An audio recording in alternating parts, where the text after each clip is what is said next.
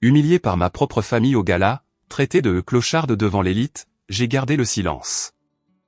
Jusqu'au coup de théâtre, le PDG a révélé que je suis leur patronne milliardaire. Soudain, tous ont blêmi. Mon père n'a même pas pris la peine de baisser la voix.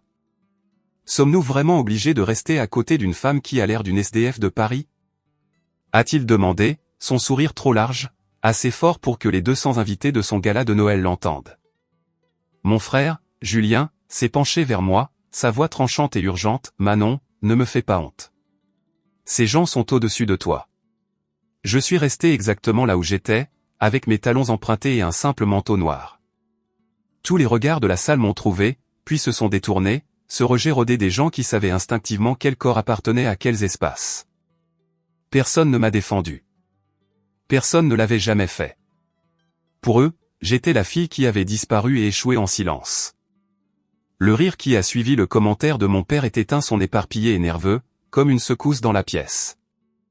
Une femme près de la table de champagne a serré les lèvres, non pas par sympathie, mais avec la satisfaction tranquille d'être témoin de la disgrâce de quelqu'un d'autre.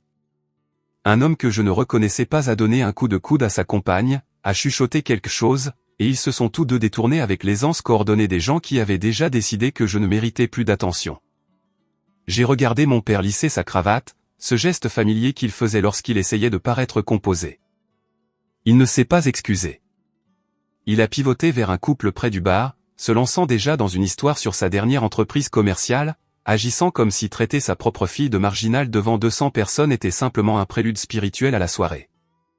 Ma belle-mère, Marguerite, se tenait à 1 mètre de là, son sourire figé et fragile. Elle n'a fait aucun mouvement vers moi. Marguerite avait perfectionné l'art d'être présente sans être impliquée. Elle pouvait se tenir à côté d'un désastre et convaincre tout le monde qu'elle regardait ailleurs. Ses doigts ont ajusté son bracelet, un petit mouvement délibéré qui communiquait à quiconque regardait qu'elle aussi avait remarqué la tâche que je représentais et avait choisi de ne pas en être touchée. Julien a croisé mon regard à travers la salle, mon frère. Il m'a lancé un regard qui n'était pas sympathique, c'était un avertissement clair et froid. « Fais-toi petite, reste silencieuse, n'aggrave pas la situation. » J'avais déjà vu ce regard, à ma remise de diplôme quand j'avais essayé de présenter des amis de l'université, à chaque moment où j'osais exister comme autre chose qu'une ombre en arrière-plan de leur vie soigneusement organisée. La salle de bal était magnifique. Mon père avait loué le grand hall du Cercle de l'Union Interalliée, un espace imprégné de vieilles fortunes et de traditions encore plus anciennes. Des lustres en cristal diffusaient la lumière sur des murs tapissés de peintures à l'huile de fondateurs morts depuis longtemps. Le sapin de Noël s'élevait à près de 5 mètres, décoré d'ornements qui coûtaient plus cher que mon premier loyer mensuel. Tout le monde ici était quelqu'un, et maintenant j'étais là, sa plus grande gêne, debout au milieu de son triomphe comme un défaut indélébile. Je me souviens du moment où j'ai décidé de ne pas partir. C'est ce que l'ancienne Manon aurait fait, celle qui croyait que se faire plus petite pourrait éventuellement la rendre plus facile à aimer. Mais j'avais passé 7 ans à devenir quelqu'un qui comprenait que l'espace que l'on occupe dans une pièce ne nous est pas donné, il se revendique. Alors je suis resté. J'ai trouvé une place près de l'une des hautes fenêtres, où le froid de décembre s'infiltrait à travers la vitre et offrait un rappel brutal que j'étais toujours en vie. Dehors, la neige avait commencé à tomber, douce et indifférente. Un serveur est passé avec un plateau de champagne, ses yeux me traversant comme si j'étais un meuble. Il n'a rien proposé, je n'ai rien demandé. C'est là que je l'ai vu entrer. Antoine de Villiers. Le nom sur chaque invitation. De Villiers Capital était le genre de firme qui n'avait pas besoin de rappeler les gens comme mon père. J'ai regardé Antoine évoluer dans la salle, se déplaçant sans se presser, voyant comment les gens s'orientaient vers lui comme des plantes vers le soleil. Il avait ce genre de présence que l'argent seul ne peut acheter. Mon père l'a intercepté près du bar, la main tendue, souriant trop largement. Je pouvais lire le désespoir brut dans sa posture, la légère inclinaison vers l'avant, la façon dont sa main libre gesticulait trop amplement, essayant de fabriquer de l'importance. Antoine était poli, il a serré la main de mon père, a hoché la tête à quelque chose qui a été dit, puis ses yeux sont passés par-dessus l'épaule de mon père. Ils m'ont trouvé à travers la pièce. Je n'ai pas détourné le regard un seul instant. Aucun de nous n'a bougé. Mon père parlait toujours, faisant un geste vers Julien maintenant, essayant de tisser un récit de succès et de réussite familiale. Mais Antoine n'écoutait plus. Il s'est excusé. J'ai vu le visage de mon père s'affaisser, la confusion vacillant avant qu'il ne se reprenne. Antoine marchait vers moi. J'ai pensé à la première fois que je l'avais rencontré dans une salle de conférence avec vue sur le jardin des Tuileries. Je portais un tailleur d'occasion, mon CV imprimé sur du papier emprunté. Il m'avait posé une seule question lors de cet entretien, « De quoi avez-vous peur ?» Je lui ai dit la vérité, j'avais peur de devenir quelqu'un qui avait besoin de permission pour exister. Il m'avait embauché sur le champ. Maintenant, 7 ans plus tard, il traversait la salle de bal de mon père avec cette même expression curieuse. Il s'est arrêté devant moi. Les conversations à proximité ont faibli, puis se sont arrêtées complètement. Le verre de champagne de quelqu'un s'est arrêté à mi-chemin de ses lèvres. « Manon » a-t-il dit, et la façon dont il a prononcé mon nom sonnait comme une promesse tenue. Mon père s'est matérialisé à côté de nous, son radar social s'activant enfin. « Vous vous connaissez tous les deux » a-t-il demandé, sa voix faussement légère. Antoine l'a regardé, et j'ai vu le passage de la politesse à une incrédulité calme et pointue. « Bien sûr » a-t-il dit. « C'est votre patronne. » La salle est devenue complètement silencieuse. Même le bruit ambiant des verres qui s'entrechoquent et des pieds qui traînent semblait retenir son souffle. J'ai regardé le visage de mon père passer par la confusion, la suspicion, puis quelque chose qui ressemblait indéniablement à la peur. Sa bouche s'est ouverte, mais aucun mot n'en est sorti. Antoine n'avait pas fini. Manon est l'actionnaire majoritaire de Villiers Capital. Cela fait 3 ans. Je supposais que vous le saviez. Je ne leur avais pas dit. Je les avais laissés croire que je n'étais rien, parce que rien était le seul rôle qu'ils m'avaient jamais offert. La main de mon père a tremblé alors qu'il cherchait son verre de champagne. Autour de nous, les chuchotements ont commencé à se répandre dans la foule comme une marée montante. J'ai regardé Julien, son visage était pâle, sa mâchoire pendante. J'ai regardé ma belle-mère, son sourire figé s'était fissuré, révélant quelque chose de brut en dessous. J'ai regardé mon père, l'homme qui m'avait qualifié de marginal devant tous ceux qu'il voulait impressionner, et j'ai réalisé que cette soirée ne consistait pas à prouver qui j'étais devenu. Il s'agissait de se tenir dans une pièce remplie de gens qui m'avaient rejeté et de découvrir que leurs opinions n'avaient plus aucun poids. Ils avaient passé des années à me forcer à me sentir petite, ce soir, c'était eux qui ne savaient plus où se mettre. Je n'avais pas remarqué que cela arrivait au début. Personne ne le remarque jamais quand l'extraction est progressive. Après l'obtention de mon diplôme, j'avais pris un emploi qui semblait assez impressionnant pour faire taire mon père, analyste junior. Le nom de l'entreprise avait assez de poids pour suggérer un avenir. Il avait hoché la tête une fois, de la façon dont il le faisait quand quelque chose franchissait à peine la barre minimale de ses attentes. Cela aurait dû être mon premier avertissement. Le bureau n'était pas ouvertement cruel. Tout le monde souriait, tout le monde parlait d'opportunités comme si c'était un prix qu'on gagnait en attendant son tour. J'arrivais tôt parce que la présence ressemblait à une protection. Je restais tard parce que le travail inachevé avait une façon de migrer vers mon bureau même lorsqu'il ne m'était pas officiellement assigné. Les gens ont arrêté de demander si je pouvais aider et ont commencé à supposer que je le ferais. Cela ressemblait à une validation au début, c'est toujours le cas. « Tu es doué pour ça », a dit quelqu'un un jour, jetant un coup d'œil par-dessus mon épaule alors que je corrigeais des chiffres qui ne s'additionnaient pas. Tu vois juste les incohérences que les autres manquent. J'ai souri et dit merci. Je n'ai pas demandé pourquoi ces autres l'étaient déjà associés. Dès l'hiver, mon bureau était devenu la destination silencieuse des problèmes qui ne figuraient pas sur le registre officiel.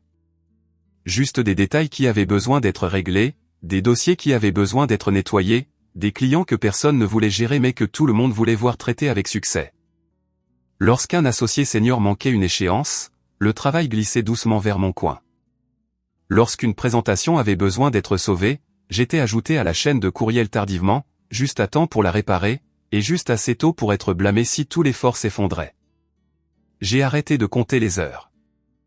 J'ai arrêté de laisser mon ordinateur portable à la maison. En réunion, je regardais les gens expliquer des conclusions auxquelles j'étais parvenu seul à minuit, parlant avec l'assurance qui venait du fait de savoir qu'ils ne seraient jamais remis en question.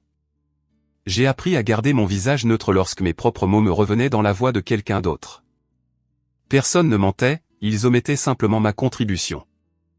Les évaluations de performance allaient et venaient. Mon manager s'assoyait en face de moi. « Vous êtes incroyablement fiable, Manon, disait-il, les mains jointes. Cette qualité est rare. Fiable, pas prometteuse. Pas en progression. Quand j'ai posé des questions sur l'évolution, il a hésité une fraction de seconde, ce qui m'a tout dit. Vous faites un excellent travail, a-t-il dit prudemment, mais les rôles de direction exigent de la présence, de la visibilité. Vous avez tendance à vous fondre dans l'arrière-plan. J'ai hoché la tête, parce que hocher la tête était devenu un réflexe. J'ai quitté l'évaluation avec une charge de travail plus lourde et le sentiment distinct que je devrais être reconnaissante pour ce fardeau supplémentaire. Le projet qui a finalement brisé mon calme est arrivé sans cérémonie, un client volatile avec un historique de menaces de litige, des zones grises juridiques que personne ne voulait toucher. Le genre de compte qui pouvait éroder la réputation de l'entreprise rapidement. Tous ceux qui étaient assez haut placés avaient déjà décliné. Le dossier est apparu sur mon bureau à 16h47 un vendredi après-midi. Pas de réunion, pas d'explication, juste une note de mon manager, vous êtes stable, nous avons confiance en votre fiabilité. La confiance est un fardeau lorsqu'elle n'est pas accompagnée de protection. La première semaine, j'ai travaillé jusqu'à 2h du matin chaque nuit. La deuxième semaine, j'ai complètement arrêté de rentrer chez moi. Je gardais des vêtements de rechange dans le tiroir de mon bureau et je me douchais dans une salle de sport 3 rues plus loin. À la quatrième semaine, j'avais développé un léger tremblement de la main qui apparaissait chaque fois que j'essayais de tenir une tasse de café. J'ai appris des détails que je n'étais jamais censé connaître. J'ai pris la responsabilité de décisions que personne d'autre ne voulait endosser. Lorsque le client a menacé de retirer le compte à cause d'une clause que je n'avais pas écrite, c'est moi qui ai pris un vol pour Lyon avec un préavis de 6 heures pour m'asseoir dans une salle de conférence et absorber sa colère pendant 3 heures, pendant que mon manager assistait au récital de sa fille. Lorsque ma stratégie a évité une perte financière importante, le soulagement au bureau était presque audible. L'associé a présenté les résultats. Lors du dîner de célébration, mon manager a levé son verre et remercié l'effort d'équipe. J'étais assise au bout de la table et j'applaudissais, mes mains me faisant mal après des semaines d'efforts, mon nom absent d'une manière qui semblait maintenant calculée. Cette nuit-là, je n'ai pas pleuré. Je me suis assise sur le sol de mon minuscule appartement, l'ordinateur portable toujours ouvert, mes mains tremblant encore. Je n'avais pas mangé un repas complet depuis 3 jours. Mon reflet dans la fenêtre sombre ressemblait à quelqu'un que je ne reconnaissais pas, les yeux cernés, le teint gris, une machine fonctionnant sur les vapeurs. La réalisation n'est pas arrivée comme une illumination, elle est arrivée comme un épuisement, trop complet pour soutenir les illusions nécessaires. Il ne me mentorait pas vers un partenariat. Il ne me préparait pas à l'avancement. Il m'utilisait parce que j'étais fiable, parce que j'absorbais la pression sans repousser, parce que je n'avais pas les relations puissantes qui les forceraient à être prudents avec moi. J'ai pensé à ma famille, alors. À la façon dont mon utilité en tant qu'aide-soignante après le décès de ma mère avait été confondue avec de l'amour. Le schéma semblait dévastateur de familiarité. J'ai commencé à prêter attention. Pas avec colère, mais avec une clarté absolue. J'ai remarqué qui parlait librement et qui attendait une invitation. Qui était pardonné pour des erreurs catastrophiques et qui était discrètement retiré de la liste de diffusion. J'ai observé comment le crédit montait constamment vers le haut tandis que la responsabilité coulait vers le bas. Cela n'avait rien à voir avec l'intelligence. Cela avait tout à voir avec qui pouvait se permettre de partir. 3 semaines après le dîner de célébration, mon manager a déposé une autre tâche de dernière minute sur mon bureau alors que je rassemblais mes affaires. C'était la 4e fois ce mois-là. Peux-tu gérer ça ce soir, Manon, a-t-il demandé nonchalamment. J'ai regardé le dossier, puis lui, tenant ses clés de voiture, son manteau déjà mis. Le mot est sorti avant que je n'ai consciemment décidé de le dire. Non. La pause qui a suivi a été le son le plus fort que j'ai jamais entendu dans ce bureau. Pardon ? Sa voix portait une confusion authentique, comme si j'avais parlé dans une langue étrangère. J'ai dit non. Ma voix était stable, bien que mon cœur martelât. J'aimerais comprendre comment cette tâche spécifique s'inscrit dans mon rôle défini pour l'avenir. Eh bien, a-t-il dit, choisissant ses mots avec soin, nous devons tous être flexibles pour grandir dans cet environnement. J'ai hoché la tête lentement, posant mon sac. J'ai fait preuve de flexibilité, ai-je dit. Maintenant, j'exige de la clarté. Après cela, l'air entre nous est devenu raréfié. Pas une hostilité pure et simple, mais une suspicion aiguë. On me donnait toujours du travail, mais maintenant il y avait des regards sur la défensive quand je ne me portais pas immédiatement volontaire pour le travail supplémentaire. Quelqu'un d'autre devait le faire, et le désagrément se lisait sur leur visage. Pour la première fois, j'ai compris ce qui avait toujours été vrai, ils ne m'avaient pas valorisé parce que j'étais calme et compétente. Ils m'avaient valorisé parce que je ne résistais pas. Et au moment où je l'ai fait, même poliment, je suis devenu un problème gênant. Je n'ai pas démissionné, pas encore. Je suis resté assez longtemps pour cartographier la machine. Assez longtemps pour apprendre où résidait le véritable levier et quelles informations étaient vraiment précieuses. Ils pensaient qu'ils drainaient mon potentiel, ils ne réalisaient pas que j'avais arrêté de me verser dans leur système.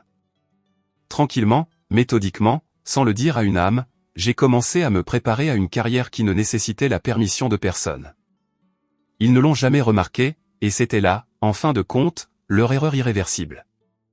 La conversation qui a formellement coupé ma vie de ma famille s'est produite un samedi après-midi d'avril. Je me souviens du poids de la journée, sachant que j'aurais dû réviser pour mes examens finaux dans mon appartement parisien, mais au lieu de cela, je conduisais vers Neuilly. La voix de mon père au téléphone avait été brève, professionnelle, exigeant ma présence pour discuter de quelque chose d'important. J'ai su instantanément que ce n'était pas une bonne nouvelle. Mon père ne m'appelait jamais pour des célébrations. Je suis arrivé juste après midi. Les roses primées de Marguerite fleurissaient le long de l'allée méticuleusement entretenue. Julien était déjà là, assis rigidement dans le salon, évitant mon regard. Manon, la voix de mon père a coupé le silence. Viens dans le bureau, s'il te plaît. Le bureau était toujours son lieu de jugement. Chêne foncé, fauteuil en cuir, mur tapissé de livres qui servaient de décoration plutôt que de lecture. Il était assis derrière son bureau comme un monarque sur le point de délivrer un édit, avec Marguerite montant la garde à côté de lui. Je me suis assise dans la chaise en face de lui, la même chaise qui avait absorbé une décennie de sa déception à mon égard. Nous devons parler de ton avenir, a commencé mon père, ses mains jointes sur le bois sombre. J'ai attendu. Marguerite et moi avons discuté de ta situation, et nous sommes profondément préoccupés par la voie professionnelle que tu as choisie. Ma situation. J'étais un problème, une variable qui devait être gérée, pas une personne à respecter. Je suis en bonne voie pour obtenir mon diplôme avec mention, ai-je déclaré, gardant mon ton plat. J'ai déjà 3 offres d'emploi compétitives dans la finance à Paris. Paris, a-t-il contré, soulignant le nom de la ville comme s'il s'agissait d'un synonyme d'imprudence. Oui, à Paris. Il s'est penché en avant, un geste persuasif et rodé. Nous pensons que tu devrais reconsidérer. Reviens à la maison. Je peux te trouver un poste au cabinet. Julien reprendra le bureau local éventuellement, et nous pourrions utiliser quelqu'un de discret pour gérer le côté administratif. Le côté administratif. Après 4 ans de lutte académique et professionnelle acharnée pour atteindre les premiers rangs de mon université. Tu veux que je sois la secrétaire de Julien, ai-je traduit, croisant son regard. Ne sois pas délibérément dramatique, Manon. Ce serait un poste de gestion de haut niveau, éventuellement. Cela assure la stabilité. J'ai regardé Marguerite. Son visage était neutre, mais le petit resserrement autour de ses yeux révélait sa satisfaction. C'était sa victoire, moi de retour sous contrôle, positionné pour servir l'héritier légitime. Et si je refuse? Mon père a soupiré, un son lourd d'une patience exagérée. Manon, nous essayons de t'offrir un filet de sécurité. Paris est un endroit impitoyable, et ces emplois que tu envisages, ils exigent des relations que tu ne possèdes tout simplement pas. Ils ne sont pas sûrs. Il voulait dire que je n'avais pas de fonds fiduciaires. Je n'avais pas un réseau d'amis de la famille attendant de me rattraper. Julien hériterait de tout. Je n'hériterais de rien d'autre que d'une vie entière à m'entendre dire que je n'étais pas assez. Je me possède moi-même, ai-je dit, une conviction tranquille dans ma voix. C'est ma connexion. Il a secoué la tête avec mépris. Ce côté têtu est précisément le problème. Tu ressens ce besoin de prouver quelque chose, mais le monde ne récompense pas l'effort brut, Manon. Il récompense les gens qui comprennent leur position. Les gens comme moi. Les mots m'ont glacé, bien que je m'y attendais. Que signifie exactement cette phrase, ai-je demandé. Cela signifie que tu dois arrêter de prétendre que tu es une force de la nature. Tu es ma fille, et cela vient avec certaines attentes familiales. Arrête d'agir comme si tu étais une puissance indépendante. Je me suis levé lentement, poussé par un instinct au-delà de la pensée consciente. Ta fille, ai-je répété, laissant la moquerie remplir le mot. Je ne me suis pas senti comme ta fille depuis des années. Je me suis senti comme un inconvénient, un problème que tu espérais voir se résoudre discrètement. Marguerite est intervenue doucement. Manon, nous essayons de t'aider. Tu te débats seul depuis si longtemps. Laisse-nous fournir une structure. Une structure pour faire quoi? Pour disparaître plus complètement dans l'ombre de Julien? J'ai jeté un coup d'œil vers la porte. Julien, toujours fixé sur son téléphone, feignant la surdité. Julien, ai-je appelé, ma voix coupant à travers la pièce. Tu n'as pas d'opinion là-dessus? Sur le fait qu'on me demande de revenir à la maison et d'être ta subordonnée? Il a levé les yeux, surpris, puis les a rapidement baissés. Ce n'est pas comme ça, Manon. Papa pense juste que ce serait mieux pour toi d'être plus près du soutien familial. Soutien familial, j'ai ri, le son tranchant et douloureux. Quand est-ce que quelqu'un dans cette famille m'a défendu pour la dernière fois? Quand est-ce que je me suis senti pour la dernière fois comme si j'avais vraiment ma place ici? La seule réponse a été un lourd silence. L'expression de mon père s'est durcie. La façade du parent inquiet a disparu. Si tu pars, a-t-il déclaré, sa voix maintenant plate et définitive, si tu sors de cette maison et retournes à Paris contre ma volonté, tu es entièrement seul. N'attends aucun soutien financier. N'attends aucune connexion professionnelle, jamais. Je ferai comprendre à tout le monde dans mon réseau que tu as choisi de couper les ponts. Tu n'utiliseras pas mon nom comme référence. Tu ne revendiqueras aucun lien avec cette famille dans aucun contexte professionnel. La menace était précise, chirurgicale. Il ne me coupait pas seulement les vivres, il menaçait d'empoisonner le puits. Je n'ai jamais rien attendu de toi, ai-je répondu. Tu t'en es assuré il y a des années. Alors comprends ceci, ne reviens pas quand tout s'effondrera. Ne te présente pas ici ruiné financièrement et sans travail en attendant que nous te sauvions. Tu choisis le chemin, tu vis avec les conséquences absolues. Je l'ai regardé, cherchant la moindre trace du père dont je me souvenais de ma petite enfance. Il n'était pas là. Je comprends les conditions, ai-je confirmé. Il a hoché la tête une fois, signe qu'il considérait l'argument clos et lui-même comme le vainqueur. Une dernière chose, ai-je ajouté. Quand je partirai, ce ne sera pas parce que j'ai échoué à répondre à tes normes. Ce sera parce que j'ai choisi une vie infiniment meilleure que celle que tu offres. Et quand tout ce que je construis te prouvera que tu as tort, n'ose pas réécrire l'histoire. Ne prétends pas que tu m'as soutenu. Tu as perdu ce droit le jour où tu as décidé que je ne valais pas ton temps. L'expression composée de Marguerite a vacillé vers la surprise. Avant qu'elle ne puisse se reprendre, la mâchoire de mon père s'est serrée. Si tu passes cette porte, ne prends pas la peine de revenir tant que tu ne seras pas quelqu'un de conséquence. J'ai marché vers la porte du bureau. Ma main était sur la poignée en laiton quand je l'ai ressenti, un tremblement parcourant tout mon corps, l'attraction viscérale de vouloir qu'il m'arrête, vouloir qu'il dise quelque chose qui rendrait cela inutile. Il n'a rien dit. Je me suis retourné. Quand je reviendrai, papa, ai-je promis, ma voix stable malgré le tremblement, tu ne me reconnaîtras pas. Et d'ici là, ton opinion n'aura plus aucune importance. Je suis rentré à Paris ce soir-là. Pendant la première heure, je n'ai cessé de jeter un coup d'œil à mon téléphone sur le siège passager, attendant qu'il s'allume. Un appel, un SMS, n'importe quoi. L'écran est resté noir. Je n'ai rien emporté de ma chambre d'enfance. J'ai laissé les photos, les vieux trophées, le fantôme de la fille que j'étais. J'avais anticipé la dévastation ou la colère. Au lieu de cela, j'ai ressenti une légèreté intense et libératrice. Le poids d'essayer de me conformer à un espace qui n'avait jamais été fait pour moi s'était enfin levé. J'étais vraiment seul, sans personne à appeler si le monde se retournait contre moi. Mais j'étais aussi indéniablement libre. Libre de l'espoir qu'il changerait. Libre du cycle des petites humiliations. Libre du mensonge selon lequel l'amour devait se mériter par une perpétuelle autodiminution. Mon père avait lancé un défi, ne reviens pas tant que tu ne seras pas quelqu'un. J'ai accepté. Paris ne m'a pas accueilli à bras ouverts. La ville exige un tribut d'abord. Elle prend tout ce que vous pensiez savoir sur vous-même et le broie, testant quelle substance fondamentale reste. Je suis arrivé avec une offre d'emploi d'analyste junior qui payait juste assez pour assurer un loyer dans un appartement en colocation exigu à Saint-Ouen. 4 colocataires, une salle de bain, une odeur constante de vieilles pizzas et d'ambition. Ma chambre était une boîte étroite. C'était censé être temporaire, cela a duré 2 ans. Pour la première fois de ma vie, j'étais totalement anonyme. Personne ne connaissait mon nom de famille, mon passé ou l'histoire diminuée qu'il m'avait assignée. J'étais juste une autre jeune de 22 ans affamée, poursuivant un avenir qui devait encore se matérialiser. Mon travail était dans une petite société d'investissement à la Défense.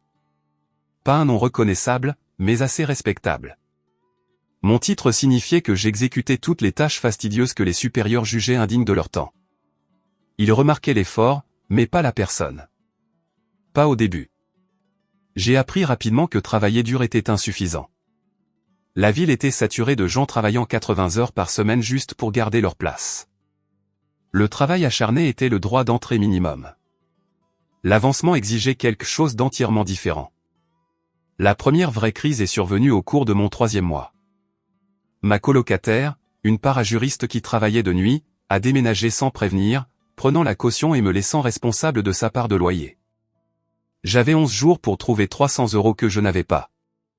J'ai vendu mon ordinateur portable, le bon que ma mère m'avait donné avant son décès. J'ai acheté un remplacement d'occasion pour la moitié du prix et j'ai mangé des nouilles instantanées pendant 6 semaines jusqu'à ce que le déficit soit couvert. Personne au travail n'a remarqué la perte de poids. Personne n'a demandé pourquoi j'avais arrêté d'aller déjeuner. Il m'a fallu 18 mois pour isoler la différence clé entre les personnes qui avançaient et celles qui restaient figées. 18 mois à arriver tôt, rester tard et regarder des gens avec la moitié de ma diligence me dépasser comme si j'étais immobile. Au cours de ma première année, j'ai signalé une erreur dans une analyse de transaction qui aurait coûté beaucoup d'argent à l'entreprise. J'ai envoyé la correction à mon superviseur direct. Il l'a transmise à son superviseur sans mon nom attaché. L'associé qui a présenté l'analyse corrigée a reçu un bonus. Je n'ai rien dit. J'ai noté la leçon. Je restais tard un soir de mon 2e hiver, compilant un rapport complexe qui avait été négligemment déposé sur mon bureau à 16 h avec une échéance le lendemain matin. Le bureau était calme. J'ai entendu des pas et j'ai levé les yeux pour trouver Philippe Roche, l'un des associés seniors, debout dans l'embrasure de mon box. « Vous êtes encore là ?» a-t-il observé, sans poser de questions. « Je finis le rapport Hartwell », ai-je répondu. « Qui vous a assigné cela ?»« Petit Jean. » Petit Jean. Il a répété le nom avec un mauvais goût. Ce rapport était sa responsabilité principale. Il est censé le présenter demain. Je n'ai offert aucune explication. Que pensez-vous de l'affaire, Manon? L'acquisition Hartwell. J'ai hésité. Personne n'avait jamais demandé mon avis, seulement ma production mécanique. C'est excessivement risqué, ai-je dit finalement, choisissant mes mots avec soin. Les projections reposent sur un taux de croissance supposé de 15%, mais le secteur de l'entreprise a connu une moyenne de 7% au cours des 5 dernières années. Soit le cabinet dispose d'informations non publiques, soit quelqu'un compte sur l'hypothèse que personne ne prendra la peine d'examiner les calculs. Philippe m'a étudié pendant un long moment. Vous examinez les calculs. Je vérifie toujours les calculs, ai-je confirmé. Il s'est levé, boutonnant sa veste. Finissez le rapport. Incluez votre analyse. Mais placez-la dans une annexe séparée. Mettez votre nom sur cette annexe. Il s'est éloigné.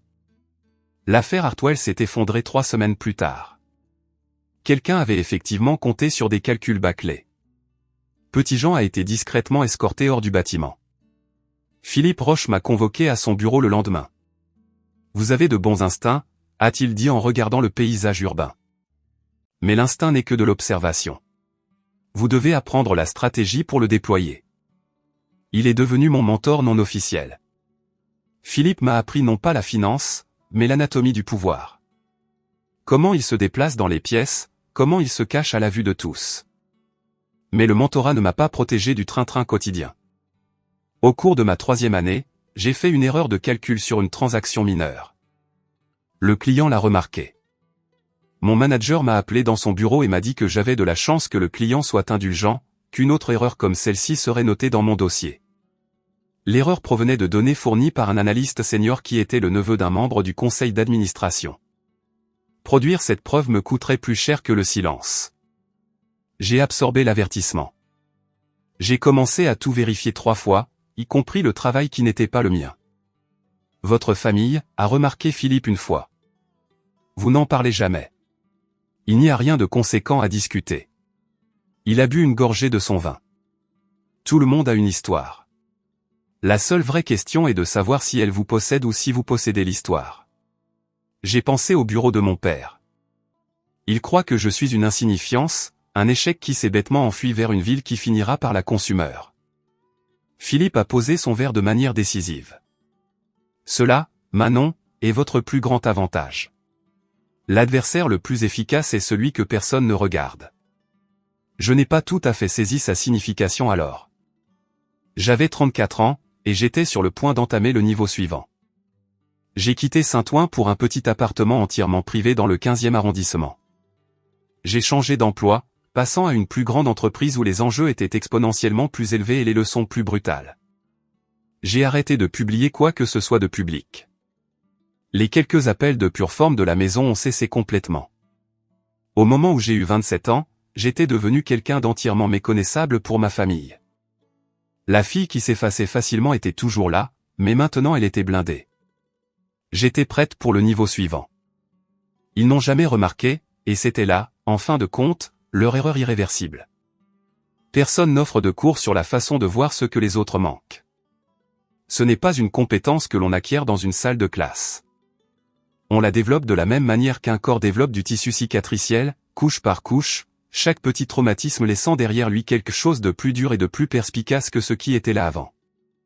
Ma capacité à anticiper les problèmes, à remarquer les incohérences subtiles dans les données et les comportements, venait directement d'années passées à être invisible. Quand tout le monde regarde au-delà de vous, vous apprenez à regarder tout le reste. Les informations les plus vitales ne sont pas dans les rapports formatés ou les présentations soignées. Elles vivent dans les silences, les regards rapides, les choses que les gens révèlent quand ils croient que personne d'important ne fait attention.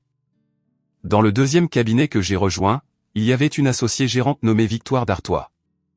Elle avait 63 ans, était dans le métier depuis 40 ans et possédait une réputation sévère pour détruire des carrières d'un seul regard sceptique. Le personnel junior l'évitait activement, préférant prendre les escaliers plutôt que de partager un ascenseur. Je l'ai cherché. Ce n'était pas de la bravoure, c'était une nécessité calculée. J'ai étudié Victoire. En réunion, elle parlait rarement en premier et presque jamais du tout, à moins que ses mots ne changent irrévocablement la direction de la conversation. Quand elle parlait enfin, des salles entières se reconfiguraient autour de son autorité. J'avais besoin de comprendre la mécanique de ce pouvoir. J'ai commencé à rester tard les jours où je savais qu'elle était au bureau. Nos espaces de travail étaient au même étage, le sien un bureau d'angle avec des vues imprenables, le mien un box près de la photocopieuse bruyante. Je trouvais des raisons de passer devant sa porte, d'être visible pour elle sans jamais être intrusive. Un soir, environ 3 semaines après le début de ma stratégie, elle m'a interpellé alors que je passais.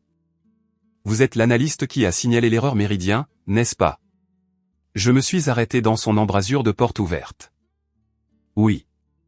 Entrez. Fermez la porte. Son bureau était minimaliste, chaque surface dégagée à l'exception de son ordinateur portable et d'un lourd verre en cristal à moitié rempli. Je me suis assise dans la chaise qu'elle m'a indiquée. Pourquoi l'avez-vous repéré? A-t-elle demandé sans préambule. Pardon? L'erreur? 3 analystes seniors avec des décennies d'expérience ont examiné cette transaction avant qu'elle n'arrive sur votre bureau. Aucun d'eux n'a vu l'écart que vous avez signalé. Pourquoi vous? J'ai réfléchi à la question. La réponse simple et honnête était aussi la vérité la plus puissante. Parce que je n'avais pas l'option de supposer que c'était correct. Victoire m'a observé par-dessus le bord de son verre. La plupart des gens supposent l'exactitude. C'est plus rapide. C'est plus facile. Cela nécessite moins de risques personnels. Je n'ai pas le luxe de supposer quoi que ce soit. Et pourquoi cela, Manon? J'ai croisé son regard vif et inébranlable. Parce que si j'ai tort, il n'y a personne qui me défendra. Je ne possède pas le genre de milieu qui permet des secondes chances. Quelque chose de subtil a changé dans son expression. Pas de la sympathie, dont Victoire semblait incapable, mais une reconnaissance clinique aiguë. Bien, a-t-elle dit en hochant la tête une fois. Utilisez cette déficience. Victoire est devenue la deuxième personne indispensable dans mon éducation parisienne. Là où Philippe m'avait appris la physique du levier, Victoire m'a appris l'art appliqué de le déployer. Comment reconnaître, accumuler et utiliser des informations critiques avant que quelqu'un d'autre ne les utilise comme une arme contre moi. L'information est la seule monnaie qui compte vraiment, m'a-t-elle dit une fois. Pas l'argent. L'argent est simplement la façon dont les gens sans accès aux informations clés tentent de compter les points. Mais avant de pouvoir déployer des informations, je devais survivre aux conséquences d'avoir raison. La première fois que j'ai corrigé l'analyse d'un collègue senior lors d'une réunion, la salle est devenue froide. Le collègue, un homme nommé Henri qui était au cabinet depuis 15 ans, m'a souri avec sa bouche seulement et a dit « Merci pour cette perspective, Manon ». En une semaine, j'ai été réaffecté de son équipe de projet à une revue de conformité sans issue. La deuxième fois, j'ai appris à acheminer mes corrections par Victoire d'abord, la laissant les présenter comme ses propres observations. Le crédit coulait vers le haut, la protection coulait vers le bas. Sous sa supervision exigeante, j'ai développé la compétence qui finirait par me rendre inestimable. J'ai appris à repérer des modèles non évidents dans les données, à prédire les changements du marché non pas grâce à des formules prédictives, mais en comprenant les peurs et les motivations spécifiques des individus prenant les décisions. Les chiffres disent une partie de la vérité, mais la vérité ultime réside dans l'élément humain. Ma compétence a été testée pleinement lors d'une décision majeure de l'entreprise. Les associés envisageaient d'acquérir une entreprise technologique à forte croissance qui semblait immaculée sur papier. Tout le monde célébrait les bonus imminents. J'ai passé 3 semaines à examiner chaque dossier. Quelque chose semblait fondamentalement faux, mais les bilans étaient impeccables. Trop impeccables. Les 2 premières semaines n'ont rien donné. J'ai suivi des fils qui ne menaient nulle part, une relation fournisseur qui semblait inhabituelle mais s'est avérée légitime, un modèle de reconnaissance des revenus qui semblait agressif mais tombait dans les normes comptables. J'ai commencé à douter de mes propres instincts. La 14e nuit, j'ai failli abandonner.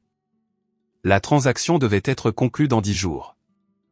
L'associé défendant l'acquisition avait déjà commencé à discuter des délais d'intégration. Mais le sentiment d'erreur persistait, quelque chose que je ne pouvais nommer. J'ai creusé plus profondément, me concentrant sur les dépôts des filiales, remontant à travers 3 ans d'amendements aux structures d'entreprise. Au jour 17, j'ai trouvé une société écran enregistrée au Luxembourg qui détenait la majorité du passif de l'entreprise technologique. La dette était absente des états financiers primaires parce que, techniquement, elle appartenait à une entité différente. Cependant, cette coquille était entièrement détenue par le fondateur, ce qui signifiait que la dette serait absorbée par l'acquéreur. Nous. J'ai présenté mes conclusions à Victoire. Elle a regardé la documentation pendant exactement 90 secondes avant de prendre son téléphone. 2 heures plus tard, l'acquisition était morte. L'associé qui avait défendu l'affaire, un vétéran de 20 ans, a été prié de vider son bureau avant la fin de la semaine. Personne en dehors de ce petit cercle ne savait que j'avais été celle qui avait découvert la faille catastrophique. Victoire a assuré mon anonymat. Vous n'êtes pas prête à être visible, a-t-elle expliqué calmement. Lorsque vous vous attribuez le mérite d'avoir mis fin à une affaire aussi importante, vous vous créez des ennemis puissants et permanents. Si vous créez des ennemis avant d'avoir le pouvoir de leur survivre, vous ne survivrez pas du tout. Alors j'ai maintenu mon invisibilité pour le moment. Mais il y a une différence cruciale entre être invisible parce que les autres vous rejettent et être invisible parce que vous le choisissez. Le premier est une faiblesse, le second est un avantage stratégique puissant. J'ai pensé à ma famille, à toutes les années où j'avais été effacé contre mon gré. Maintenant, je choisissais mon propre effacement, et le choix faisait toute la différence du monde. Le succès ultérieur de l'entreprise a été attribué à un leadership prudent et intelligent. Mon nom n'apparaissait nulle part dans le rapport annuel, nulle part dans les communiqués de presse. Mais Victoire savait, et plus important encore, je savais. C'est alors que j'ai commencé à construire quelque chose d'entièrement à moi. Cela a commencé petit. Le week-end, je suivais les opportunités que le cabinet avait ignorées, des affaires qui ne correspondaient pas à leur portefeuille rigide mais qui avaient un potentiel non évident. J'analysais des secteurs qu'ils avaient négligés, des entreprises trop petites pour attirer leur attention établie. Mais l'analyse sans capital est un exercice académique. J'avais économisé agressivement depuis mon premier salaire, vivant dans des appartements plus petits que ce que je pouvais me permettre, refusant l'inflation du mode de vie qui consumait la plupart de mes pairs. À ma 5e année, j'avais accumulé assez pour un investissement de départ significatif. Pas de quoi changer une vie, mais assez pour avoir un intérêt dans le jeu. J'ai fait 3 petits investissements au cours de ma première année d'indépendance tranquille. 2 ont échoué complètement. Le 3e a retourné mon capital avec des gains modestes. Les échecs m'ont appris plus que le succès. J'ai appris qu'avoir raison sur le potentiel ne signifiait rien si le fondateur ne pouvait pas exécuter, si le timing était mauvais, si 100 variables que je n'avais pas considérées conspiraient contre le résultat. Je ne prévoyais pas de quitter le cabinet immédiatement, mais je me préparais à une indépendance singulière. L'opportunité qui a tout changé est venue d'une source inattendue. Une fondatrice que j'avais rencontrée brièvement lors d'une conférence m'a contacté, cherchant un capital d'amorçage pour sa plateforme de technologie éducative conçue pour aider les étudiants boursiers à naviguer dans les aides financières. Les chiffres étaient modestes mais convaincants. Le marché était mal desservi, et le discours de la fondatrice, sa volonté féroce et inflexible, me rappelait tellement moi-même à 22 ans. Je ne connaissais personne qui serait intéressé par cette échelle d'investissement. Mais je connaissais quelqu'un qui pourrait connaître quelqu'un. J'ai appelé Philippe Roche. « Il y a quelque chose que je veux te montrer », ai-je dit. Ce n'est pas pour le cabinet. C'est pour un investissement stratégique indépendant. Il est resté silencieux un long moment. Dîner samedi. Apporte tout ce que tu as développé. Ce dîner a été l'étape inaugurale vers tout ce qui a suivi. Philippe n'a pas investi lui-même, mais il m'a présenté à quelqu'un qui l'a fait. Et cela a mené à une autre introduction, qui a mené à une autre, jusqu'à ce que je ne sois plus simplement une analyste. Je construisais tranquillement une fondation que personne ne pourrait m'enlever. L'invitation est arrivée un mardi après-midi ordinaire, nichée entre des courriels sur la conformité et les rapports trimestriels. Elle portait un nom que je reconnaissais instantanément mais avec lequel je n'avais jamais correspondu, Éléonore Vasseur. Elle dirigeait Vasseur Partners avec une autorité calme et terrifiante qui garantissait que même les voix les plus agressives de la finance baissaient le volume en lui parlant. Le message était bref, formel et trompeusement simple, une réunion privée à son domicile la semaine suivante. Le thème était les marchés émergents dans la décennie à venir. Ma présence était demandée. Demandée, pas exigée ou requise. C'était le langage des gens qui savaient que leur demande était fonctionnellement un ordre. J'avais entendu parler des rassemblements d'Éléonore comme on entend parler de sociétés secrètes. Ils n'étaient jamais médiatisés, jamais discutés dans la presse et n'apparaissaient jamais sur les réseaux sociaux. Ce qui se passait chez Éléonore restait là, protégé par la compréhension mutuelle que tout le monde présent avait une réputation considérable à protéger. Victoire m'avait dit une fois que c'était lors de ces rassemblements que les vraies décisions étaient prises, pas dans les salles de conseil, mais dans des bibliothèques privées autour d'un whisky hors de prix, où les poignées de main signifiaient plus que les contrats. Le soir du rassemblement, je portais une robe bleu nuit que j'avais commandée pour une occasion que je n'avais pas encore définie. Elle était simple, parfaitement coupée, assez chère pour appartenir à ce monde, mais assez sobre pour ne pas crier pour attirer l'attention. Dans des pièces comme celle-ci, le clinquant manifeste était la voie la plus rapide vers le rejet. L'hôtel particulier d'Éléonore, situé dans le Marais, était l'un de ces monolithes de pierre de taille qui chuchotaient une richesse permanente et enracinée. Une femme en tailleur sombre a pris mon manteau et m'a conduite à travers un hall bordé d'art abstrait dont je savais qu'il était inestimable. Le rassemblement avait lieu dans la bibliothèque, une pièce lambrissée de bois chaud, bordée de volumes reliés en cuir et meublée d'antiquités. Il y avait peut-être 25 personnes présentes. J'ai reconnu un sénateur éminent, un gestionnaire de fonds spéculatifs dont le nom dominait les nouvelles financières, et une femme qui avait fait la couverture de Forbes le mois précédent. Et puis il y avait moi. Manon Moreau. 30 ans. Sans nom de famille reconnaissable, sans histoire établie et sans raison évidente de se tenir parmi cette élite. J'ai pris un verre et me suis positionné près des hautes fenêtres, me permettant d'observer sans être visible. Les conversations étaient exactement ce à quoi je m'attendais, trajectoire du marché, implication de la politique des banques centrales et évaluation des risques géopolitiques. J'écoutais 2 hommes débattre de la volatilité des obligations des marchés émergents quand Éléonore Vasseur est apparue à mon coude. Manon. Sa voix était douce mais mesurée, le ton d'une personne qui n'utilisait jamais un seul mot par accident. Je suis sincèrement heureuse que vous ayez pu accepter l'invitation. Merci, Madame Vasseur. C'est un honneur. Victoire parle de vous en des termes inhabituels. Ce n'est pas quelque chose qu'elle fait à la légère. J'ai gardé mon expression neutre. Victoire d'Artois et Éléonore Vasseur étaient des pairs, deux femmes redoutables qui avaient passé des décennies à gravir des échelles corporatives impitoyables. Si Victoire s'était portée garante de moi, cela avait un poids invisible immense. Je dois beaucoup à son instruction, ai-je dit. Éléonore a souri légèrement, un geste qui n'a pas tout à fait atteint ses yeux. Je suis certaine que oui. Mais je suis beaucoup plus intéressé par ce que vous avez réussi à apprendre de votre propre initiative. Avant que je ne puisse formuler une réponse, elle était partie, touchant le bras d'un autre invité, déjà absorbé dans une conversation stratégique différente. Je suis resté près de la fenêtre, essayant de décoder les 2 minutes qui venaient de se passer. Le reste de la soirée ressemblait moins à une fête qu'à un examen subtil et continu. Les gens m'approchaient, se présentaient et posaient des questions qui semblaient conversationnelles mais étaient clairement conçues pour sonder mes connaissances. Quelle était ma vision des dernières minutes de la BCE? Avais-je traité le nouveau rapport sur les marchés du crédit asiatique? Quelle était ma position personnelle sur le virage vers l'investissement durable à long terme? Je répondais méticuleusement, en disant assez pour confirmer mon expertise mais pas assez pour révéler mes stratégies opérationnelles.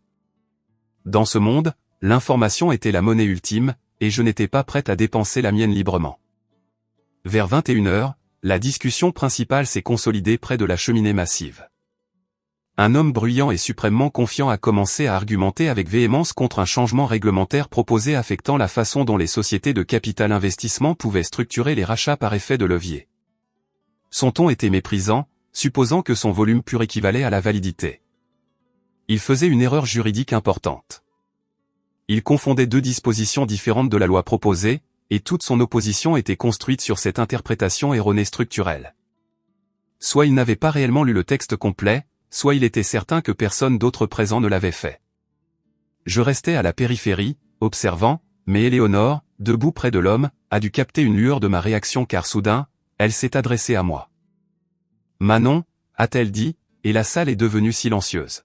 « Vous semblez avoir une perspective qui n'est pas exprimée. » Tous les yeux de la salle ont pivoté vers moi. J'ai senti la pression concentrée de leur attention combinée. La réalisation absolue qu'être vu ici signifiait être jugé instantanément. Si je parlais et que j'avais tort, je ne serais jamais réinvité. Si je parlais et embarrassais quelqu'un de puissant, les conséquences pourraient me suivre pendant des années. Pas une perspective, Madame Vasseur, ai-je clarifié. Une clarification factuelle. J'ai expliqué l'erreur dans son argumentation, citant les numéros de disposition spécifiques. J'ai détaillé pourquoi les 2 sections étaient mutuellement exclusives et précisément quel serait l'impact réel, plutôt que supposé, de la réglementation sur la structure des transactions. Ma voix est restée calme, mon ton purement objectif, mes mots chirurgicalement précis. Quand j'ai fini, le visage de l'homme bruyant était rouge d'un inconfort profond. La salle est restée silencieuse pendant un long moment nécessaire. Puis Éléonore a hoché la tête, un bref mouvement d'affirmation. Merci, Manon. Ce contexte est d'une importance critique. La conversation a immédiatement pivoté, abandonnant la position erronée de l'homme. Je pouvais sentir l'atmosphère changer autour de moi, le recalibrage subtil de l'intérêt de chaque personne. J'avais parlé, et j'avais eu définitivement raison. Dans cet écosystème, cette combinaison était à la fois rare et intrinsèquement dangereuse. L'homme que j'avais corrigé m'a trouvé plus tard près du bar. Son expression était plaisante, contrôlée. Impressionnant, a-t-il dit. Peu de gens auraient risqué de me contredire dans cette pièce particulière. Je ne vous ai pas contredit, ai-je répondu. J'ai corrigé une erreur factuelle. Sémantique. Il a souri, mais ses yeux étaient froids. Je me souviendrai de cette conversation, mademoiselle Moreau. Il s'est éloigné avant que je ne puisse répondre. En partant, j'ai remarqué un homme distingué aux cheveux argentés qui me regardait depuis la porte. Son visage suggérait qu'il avait vu assez de choses dans la vie pour ne pas être facilement impressionné. Il ne s'est pas approché. Il a simplement hoché la tête une fois, un geste de reconnaissance, et s'est détourné. J'ai appris son nom la semaine suivante lorsque Victoire a mentionné qu'Antoine de Villiers avait posé des questions sur moi. Demandez quoi, ai-je dit, gardant ma voix neutre. Qui vous étiez? D'où vous veniez.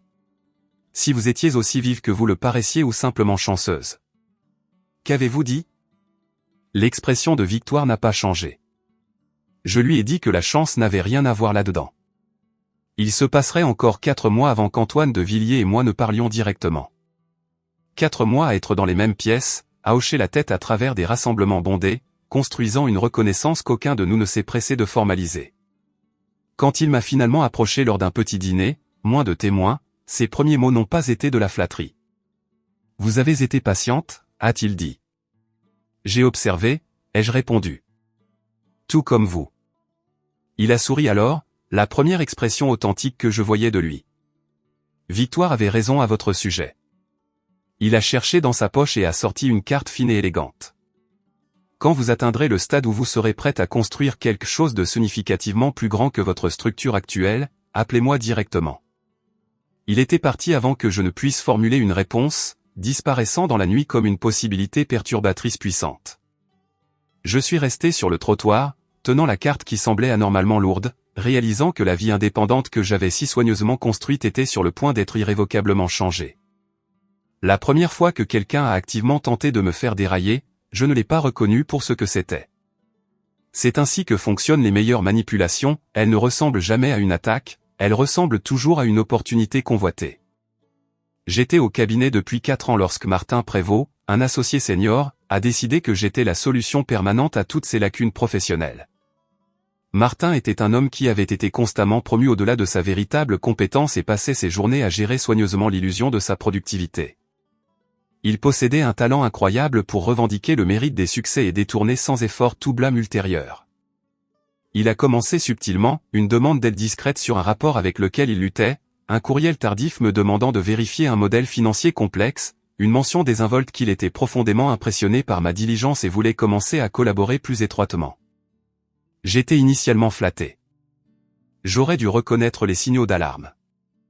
En 6 mois, j'exécutais effectivement la moitié des tâches officielles de Martin, tandis qu'il conservait son plein salaire et son potentiel de bonus. C'est moi qui travaillais après minuit pour sauver ses faux pas stratégiques. C'est moi qui repérais les erreurs numériques dans ses présentations clients. J'étais le moteur anonyme qui le faisait paraître brillant et hautement compétent devant des clients qui n'apprendraient jamais mon nom. L'arrangement était positionné comme du mentorat, c'était en pratique une forme de parasitisme professionnel. Martin a développé des habitudes. Il me transférait des courriels à 23 heures avec une seule ligne, « Pensez ?» Le matin, il ajoutait mon nom aux équipes de projet après la réunion de lancement, s'assurant que j'hérite des responsabilités sans avoir mon mot à dire. Il planifiait des sessions de stratégie qui étaient en fait des demandes pour que je prépare ses points de discussion pour ses propres réunions. Lorsque j'ai essayé de fixer des limites, suggérant que certaines demandes sortaient de mon rôle, il devenait silencieux, puis mentionnait avec désinvolture à quel point le prochain cycle d'évaluation serait compétitif, combien il était important d'avoir des défenseurs seniors dans son coin, comment des carrières prometteuses pouvaient facilement stagner sans le bon soutien. La menace implicite n'était jamais prononcée directement, elle n'avait pas besoin de l'être. Le point de rupture est arrivé lors d'une transaction d'acquisition qui aurait dû cimenter nos 2 carrières. Cela a nécessité des mois de diligence raisonnable méticuleuse, des négociations qui se prolongeaient jusqu'aux petites heures du matin, et un niveau de prévoyance stratégique dont Martin était entièrement incapable. J'ai fourni la prévoyance, Martin a fourni la présentation publique confiante. Dans la dernière semaine avant la clôture, j'ai fait une erreur. Privé de sommeil et carburant à la caféine, j'ai inversé 2 chiffres dans une analyse de sensibilité. L'erreur était mineure, elle ne changeait pas la recommandation fondamentale, mais c'était le genre d'erreur qui pouvait être utilisée comme une arme si quelqu'un voulait s'en servir. Martin l'a trouvé. Il ne m'en a pas parlé. Au lieu de cela, il l'a mentionné à un associé senior en passant, le présentant comme quelque chose qu'il avait surpris et corrigé lui-même, ajoutant que peut-être Manon en prenait plus qu'elle ne pouvait gérer. J'ai appris cela de seconde main par un collègue qui pensait que je devrais savoir. J'ai corrigé l'erreur ce soir-là. J'ai aussi commencé à garder des copies de chaque courriel, chaque document, chaque horodatage qui montrait qui avait réellement fait le travail. Lorsque l'affaire a été conclue avec succès, il y a eu une célébration extravagante dans la plus grande salle de conférence. Le champagne coulait à flots, des toasts formels ont été portés, des tapes dans le dos ont été données. Martin se tenait au centre, acceptant les félicitations comme un héros revenant d'une campagne victorieuse. Mon nom a été mentionné exactement une fois, dans un aparté rapide et dédaigneux, comme quelqu'un qui avait efficacement aidé à la recherche fondamentale. Cette nuit-là, seul dans mon petit appartement, j'ai regardé la carte de visite qu'Antoine de Villiers m'avait donnée 6 mois auparavant. Je n'avais toujours pas appelé. Je continuais à me dire que j'avais besoin de plus d'ancienneté, de références plus inattaquables, de plus de preuves que je valais le risque immense qu'il représentait. Mais la vraie raison était beaucoup plus simple, j'étais terrifié. Terrifié de quitter la stabilité d'un système connu, aussi imparfait soit-il. Terrifié d'entrer dans une stratosphère où je serais jugé uniquement sur mon propre nom, sans la sécurité d'une équipe majeure derrière laquelle m'effacer. Terrifié que le jugement de toute une vie de ma famille soit juste, que je ne sois destiné qu'à être un excellent système de soutien invisible pour la véritable ambition de quelqu'un d'autre. J'ai soigneusement remis la carte dans mon tiroir. Mais le lendemain, j'ai arrêté de travailler le week-end pour Martin Prévost. Le changement n'était pas conflictuel. J'ai simplement commencé à dire non à toutes les demandes qui tombaient en dehors du cadre clairement défini de mes fonctions. Lorsque Martin m'a demandé de remanier ses présentations, je l'ai poliment informé que j'étais dédié à mes propres missions prioritaires. Lorsqu'il a tenté de programmer des réunions stratégiques urgentes tard le soir, j'avais des conflits antérieurs inamovibles. Sa réaction a été immédiate et a révélé toute la fondation de notre relation transactionnelle. « Tu es incroyablement égoïste, Manon », a-t-il sifflé un après-midi, me coinçant près de la station de boisson du bureau. Sa voix était basse, étroitement contrôlée, le ton d'un homme dont le droit habituel était contesté. « J'ai personnellement investi un capital important dans ton développement ici. Le minimum que tu me dois est d'être un joueur d'équipe coopératif. » « Je suis une joueuse d'équipe », ai-je répondu en croisant son regard. Mais les vraies équipes nécessitent des contributions de plus d'un seul membre. Son visage s'est assombri, perdant son éclat poli. Tu commets une erreur grave et irréversible. Les gens comme toi ont besoin de gens comme moi. Sans mon parrainage direct, tu stagneras dans ce cabinet. J'ai pensé à toutes les heures de minuit passées à sauver sa réputation pendant qu'il dormait paisiblement. À tout le crédit qu'il avait absorbé sans effort pour mes idées originales. À toutes les fois où il s'était stratégiquement placé entre moi et toute opportunité de reconnaissance méritée. Peut-être, ai-je concédé. Mais j'ai décidé que je préférerais échouer selon mes propres termes honnêtes plutôt que de réussir spectaculairement selon les tiens. Les représailles ont été rapides, calculées et parfaitement prévisibles. Martin a commencé à m'exclure systématiquement des réunions opérationnelles cruciales. Mon nom a été retiré des projets critiques que je dirigeais personnellement. Des chuchotements discrets ont commencé à circuler à l'étage exécutif, j'étais difficile, j'avais une dent contre quelqu'un, je n'étais pas une joueuse d'équipe après tout. Une associée senior m'a arrêté dans le couloir pour mentionner avec une fausse inquiétude qu'elle avait entendu dire que je luttais avec la charge de travail.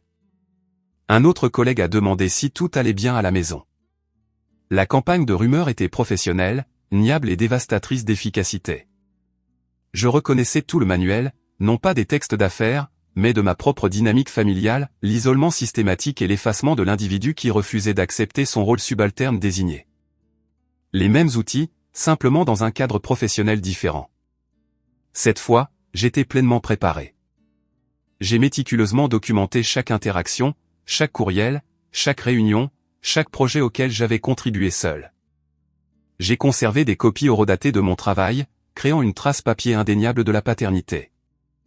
J'ai construit un dossier complet, non pas pour un litige, mais pour une défense absolue et blindée.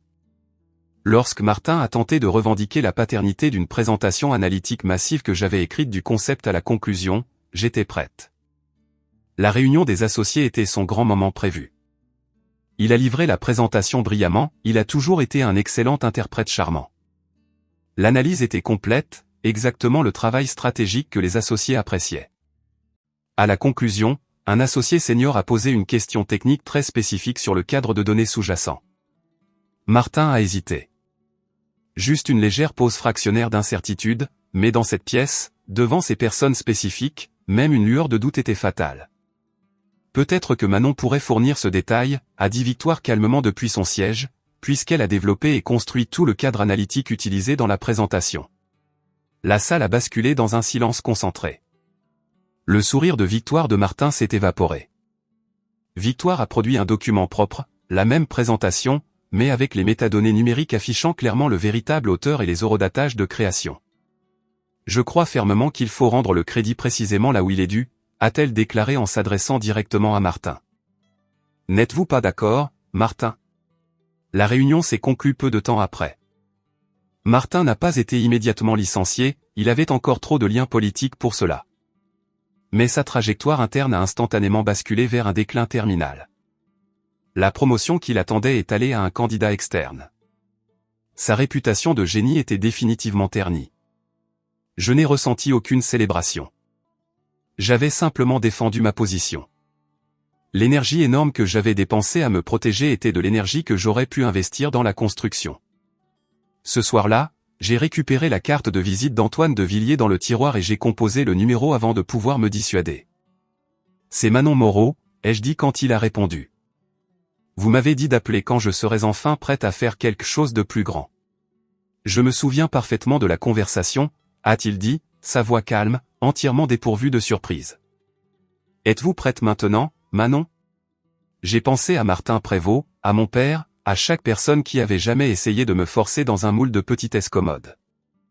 Oui, ai-je confirmé, le mot résonnant avec certitude. Je suis prête.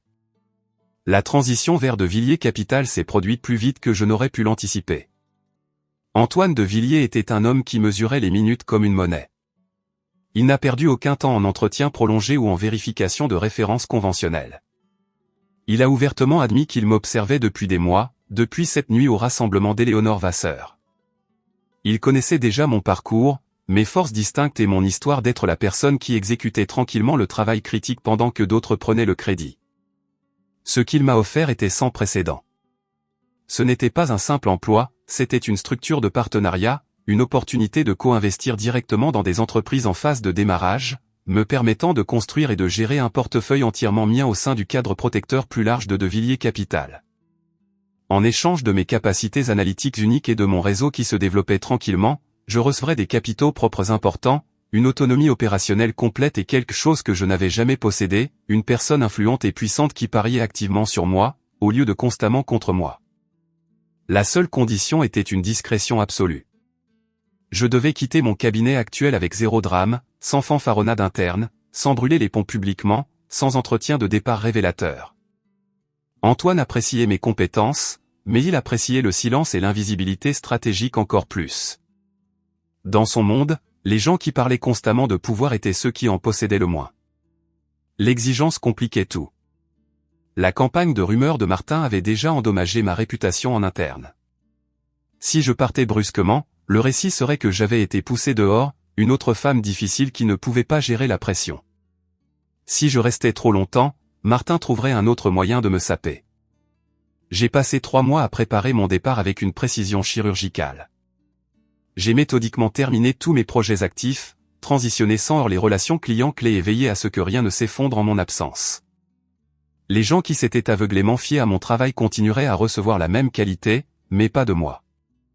Pendant ces mois, j'ai mal dormi. Je faisais tourner des scénarios dans ma tête à 3 heures du matin, et si l'offre d'Antoine tombait à l'eau? Et si Martin découvrait mes plans? Et si la transition me coûtait tout ce que j'avais construit? L'anxiété était une pression constante derrière mes yeux, un poids que je portais seul car il n'y avait personne à qui je pouvais le dire en toute sécurité. Ma lettre de démission faisait exactement 2 paragraphes, professionnels, exprimant une gratitude détachée, définitive. Martin Prévost a appris que je partais avant mon dernier jour. Je l'ai surpris en train de me regarder depuis la porte de son bureau, son expression un mélange troublant de soulagement et de quelque chose proche de la peur nue. Sans moi pour nettoyer perpétuellement ses erreurs, il allait enfin devoir performer ou faire face à sa propre exposition inévitable.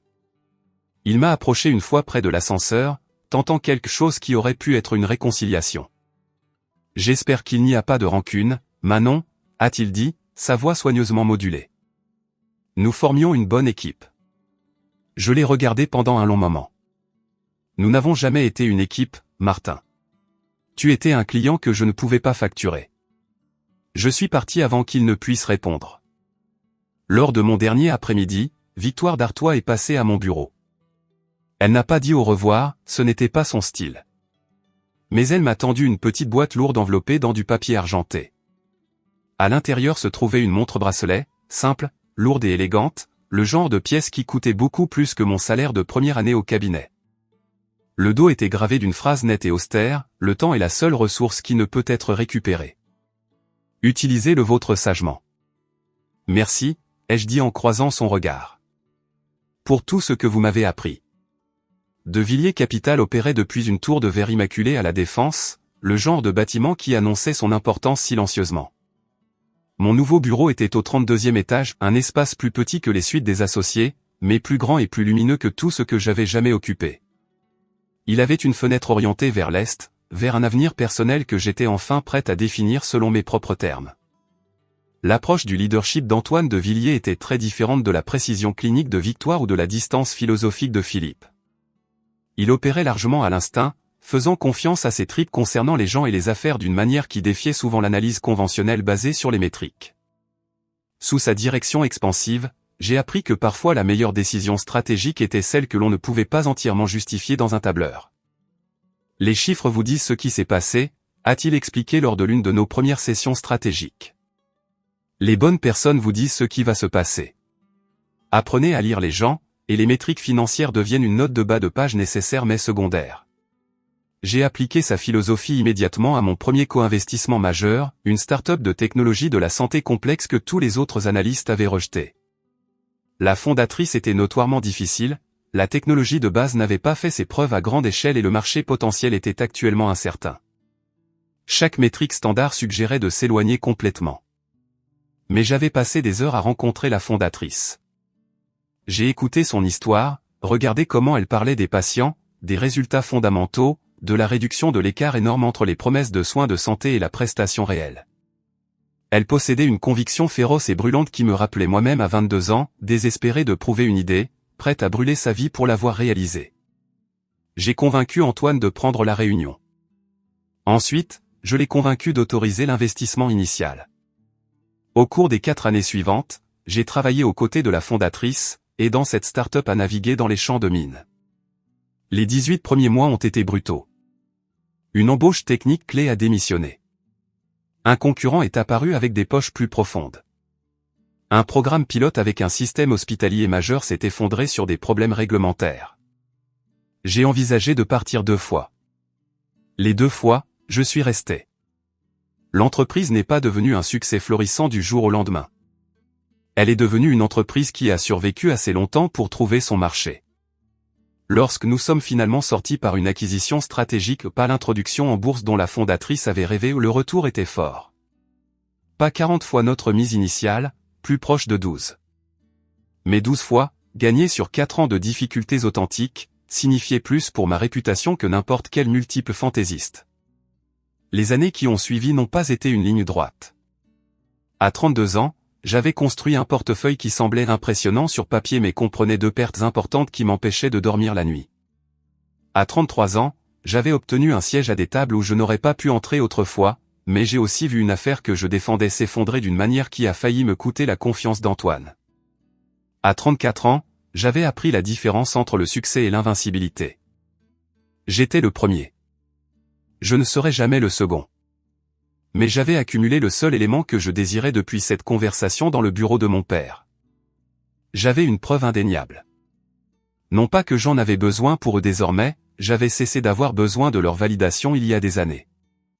Mais il y a une différence distincte entre ne pas avoir besoin de quelque chose et ne pas vouloir la finalité qu'elle représente.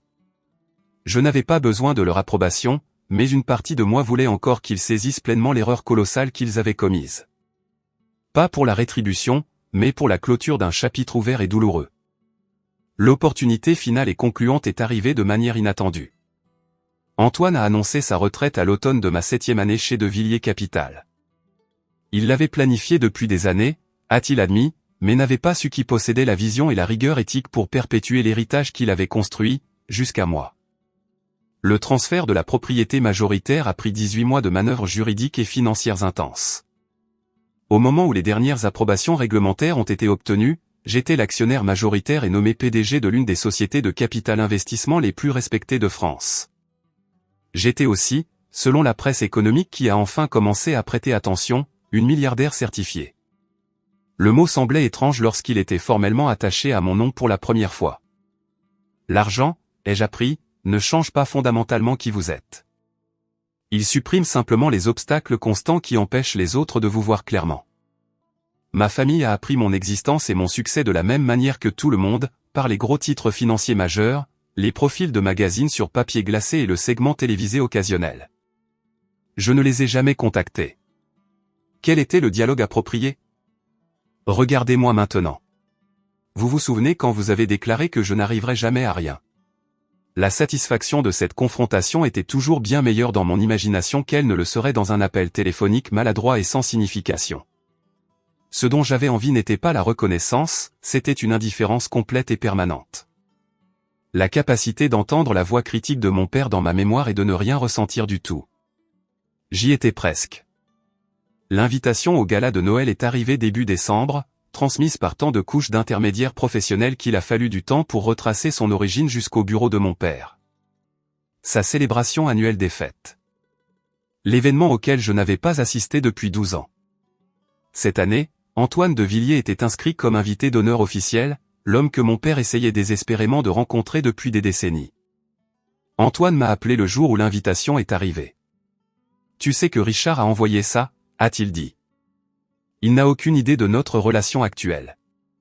Il croit que je viens célébrer le succès continu de son entreprise. J'ai regardé par ma fenêtre la ligne d'horizon de Paris, la ville de béton et de verre qui m'avait testé, trempé et transformé en quelqu'un que ma famille ne comprendrait jamais. Je sais, ai-je dit. Allez-vous accepter l'invitation? J'ai pensé à la fille qui s'était tenue dans ce bureau sombre, à qui l'on avait dit qu'elle était essentiellement sans valeur. J'ai pensé à la femme qui avait tranquillement construit un empire massif sur les décombres de ce rejet. J'ai pensé à l'espace immense entre ces deux individus. Oui, ai-je dit, un sentiment de finalité froide et parfaite s'installant sur moi. J'y vais. Pas pour la rétribution, pas pour la justification. Mais parce que certains récits exigent une fin définitive, et celui-ci a été laissé ouvert bien trop longtemps. Les 2 semaines précédant le gala ont ressemblé au calme absolu avant une tempête que je n'avais plus peur d'affronter. Je vaquais à mes occupations, assistais aux réunions du conseil, concluais des transactions complexes, et pendant tout ce temps, j'étais intensément consciente de ce qui arrivait. Le sentiment n'était pas de l'effroi, mais une curiosité profonde, presque détachée. Le premier signe certain que leur réalité se fracturait est venu de Julien. Il a appelé un mercredi soir au hasard. Je n'ai pas reconnu le numéro, mais sa voix, quand elle est passée par le haut-parleur, était hésitante. « Manon ?» Et il a dit mon nom comme s'il testait s'il avait encore le droit de l'utiliser. « C'est Julien. Ton frère. Je sais qui tu es. » Une pause. Je n'étais pas vraiment sûr que tu répondrais à mon appel. J'ai failli ne pas le faire. Il s'est raclé la gorge, ce son nerveux dont je me souvenais de l'enfance. Écoute, je sais qu'on n'a pas été proches. Je sais que les choses étaient compliquées quand tu as décidé de partir. Mais papa organise la fête, et je me demandais si. Je prévois d'y assister. Et toi? J'ai laissé la question flotter là, savourant l'incertitude dans sa voix. Julien avait été protégé de l'incertitude toute sa vie, notre père avait aplani chaque chemin. Oui, ai-je dit finalement. Je viens. Oh. Il semblait sincèrement surpris, puis timidement soulagé. C'est génial. C'est vraiment une excellente nouvelle, Manon. Papa sera content. Je doutais profondément de cette dernière phrase, mais je ne l'ai pas corrigée. Je dois demander, a continué Julien, sa voix prenant un ton plus inquisiteur. Est-ce que tu t'en sors financièrement? Je veux dire, parce que si tu as besoin d'aide pour le voyage ou les vêtements ou quoi que ce soit. Il n'y a pas de honte à Julien, les yeux coupés. Je n'ai pas besoin d'aide. On se verra là-bas. Après avoir raccroché, je suis restée assise avec le téléphone pendant un long moment, pensant au garçon que Julien était autrefois. Je me demandais s'il restait une trace de ce garçon sous l'identité corporative soigneusement taillée qu'il était devenu. Le signe suivant est venu d'une source tout à fait inattendue. J'assistais à un gala de charité formel en ville. Une femme m'a approché près du bar. Elle avait approximativement mon âge, possédant le poli impeccable de quelqu'un élevé dans les mêmes cercles sociaux que ma famille. Je ne la reconnaissais pas, mais elle me reconnaissait clairement. Vous êtes Manon Moreau, a-t-elle confirmé. La fille de Richard Delacroix. Je l'étais. Aujourd'hui, je suis juste Manon Moreau. Elle a offert un sourire rapide et complice. Ma mère est allée à l'école avec votre mère, Émilie. Elle parlait souvent de sa gentillesse. J'ai suivi discrètement votre carrière. Ce que vous avez réussi à construire est vraiment spectaculaire. Merci. Je sais aussi, Manon, que votre famille n'a actuellement aucune idée de qui vous êtes devenu. Elle s'est légèrement penchée. J'ai assisté à un dîner le mois dernier. Votre père y était.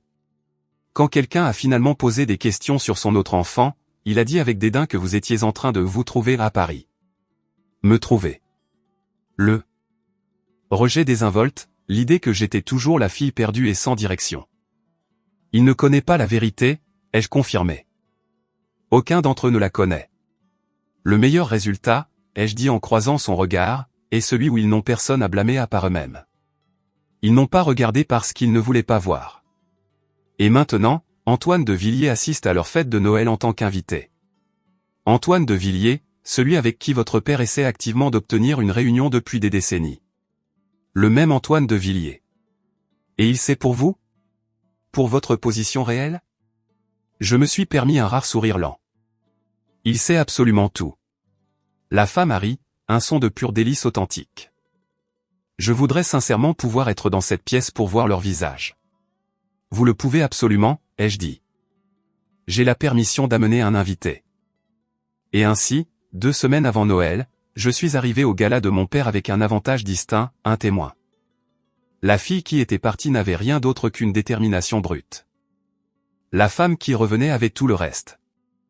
Ce soir, tout le monde allait pleinement comprendre cette distinction. La salle de bal ressemblait exactement à ce que ma mémoire avait préservé, les mêmes lustres en cristal aveuglant, les mêmes peintures à l'huile sombre, le même assemblage soigneux d'argent enraciné et de pouvoir institutionnel. Pourtant, cela semblait entièrement différent, parce que j'étais différente. Ma compagne pour la soirée était Catherine. Nous sommes entrés ensemble, 2 femmes générant une ondulation d'attention calme et inévitable. Mon père m'a repéré presque instantanément. Il se tenait près de l'entrée, jouant l'hôte gracieux, serrant des mains avec la sincérité forcée d'un politicien. Quand il m'a vu, son expression soigneusement composée s'est fracturée, surprise, puis confusion rapide, et enfin une lueur d'alarme pure et simple. J'ai traversé la pièce directement vers lui. Manon, a-t-il dit, mon nom comme un mot inconnu dont il testait le sens. Tu es venu. Tu m'as envoyé une invitation, papa. Je ne pensais pas que tu prendrais la peine. Il s'est repris, recalibrant rapidement son personnage social. Cela fait un temps considérable. Tu as l'air présentable. Merci, ai-je répondu, ignorant la formulation maladroite. Il a jeté un coup d'œil à Catherine, luttant pour la placer dans sa hiérarchie mentale. Et ton ami? Catherine Meunier. Sa mère connaissait la mienne, il y a des années. La mention de ma mère avait toujours ce léger effet perturbateur sur lui, un rappel du temps avant Marguerite, avant l'érosion lente de notre unité familiale. C'est bon de vous voir, a-t-il dit, les mots rodés et complètement creux. Julien a mentionné que tu avais obtenu un certain succès à Paris. Une bonne position, a-t-il dit. Ah bon? Oui, quelque chose à propos d'une promotion récente. Il pêchait visiblement aux informations. J'ai réalisé qu'il n'avait aucune véritable compréhension de ma vie, aucune idée du vaste empire que j'avais construit pendant les années de son absence définitive. Quoi qu'il en soit, bienvenue. Fais comme chez toi parmi les invités. Fais comme chez toi dans une pièce pleine de gens qu'il avait vu me traiter de marginal 2 ans auparavant. L'ironie stratifiée était presque insupportable. J'ai évolué dans le rassemblement avec Catherine, échangeant des salutations polies avec divers parents éloignés qui me regardaient avec confusion, comme s'ils essayaient de faire correspondre mon apparence actuelle à une vieille photo d'enfance poussiéreuse. Une tante âgée qui avait méticuleusement suivi chacune des réalisations de Julien a finalement demandé ce que je faisais ces jours-ci. Un cousin perpétuellement ennuyé a demandé si je vivais toujours dans cette ville trépidante. Je leur ai répondu par de vagues non-réponses plaisantes et j'ai regardé leurs yeux glisser inévitablement au-delà de moi vers des sources de pouvoir plus reconnaissables. Ils ne savaient toujours pas. Pour eux, j'étais la note de bas de page décevante, la fille qui s'était enfuie et avait échoué de manière prévisible. La première fissure certaine dans cette hypothèse rigide est venue quelques instants plus tard. Un homme distingué, dont je situais le visage grâce à diverses interviews financières, m'a approché près de la table de champagne. Il avait la confiance calme et concentrée d'une personne qui n'avait plus besoin de précipiter quoi que ce soit. « Vous êtes Manon Moreau », a-t-il déclaré. « Je le suis. La protégée de Philippe Roche, je crois. » Il a souri chaleureusement. « Je me doutais que vous pourriez être ici ce soir. Je siège au conseil d'administration d'une entreprise en phase avancée que nous essayons de faire examiner par De Villiers Capital.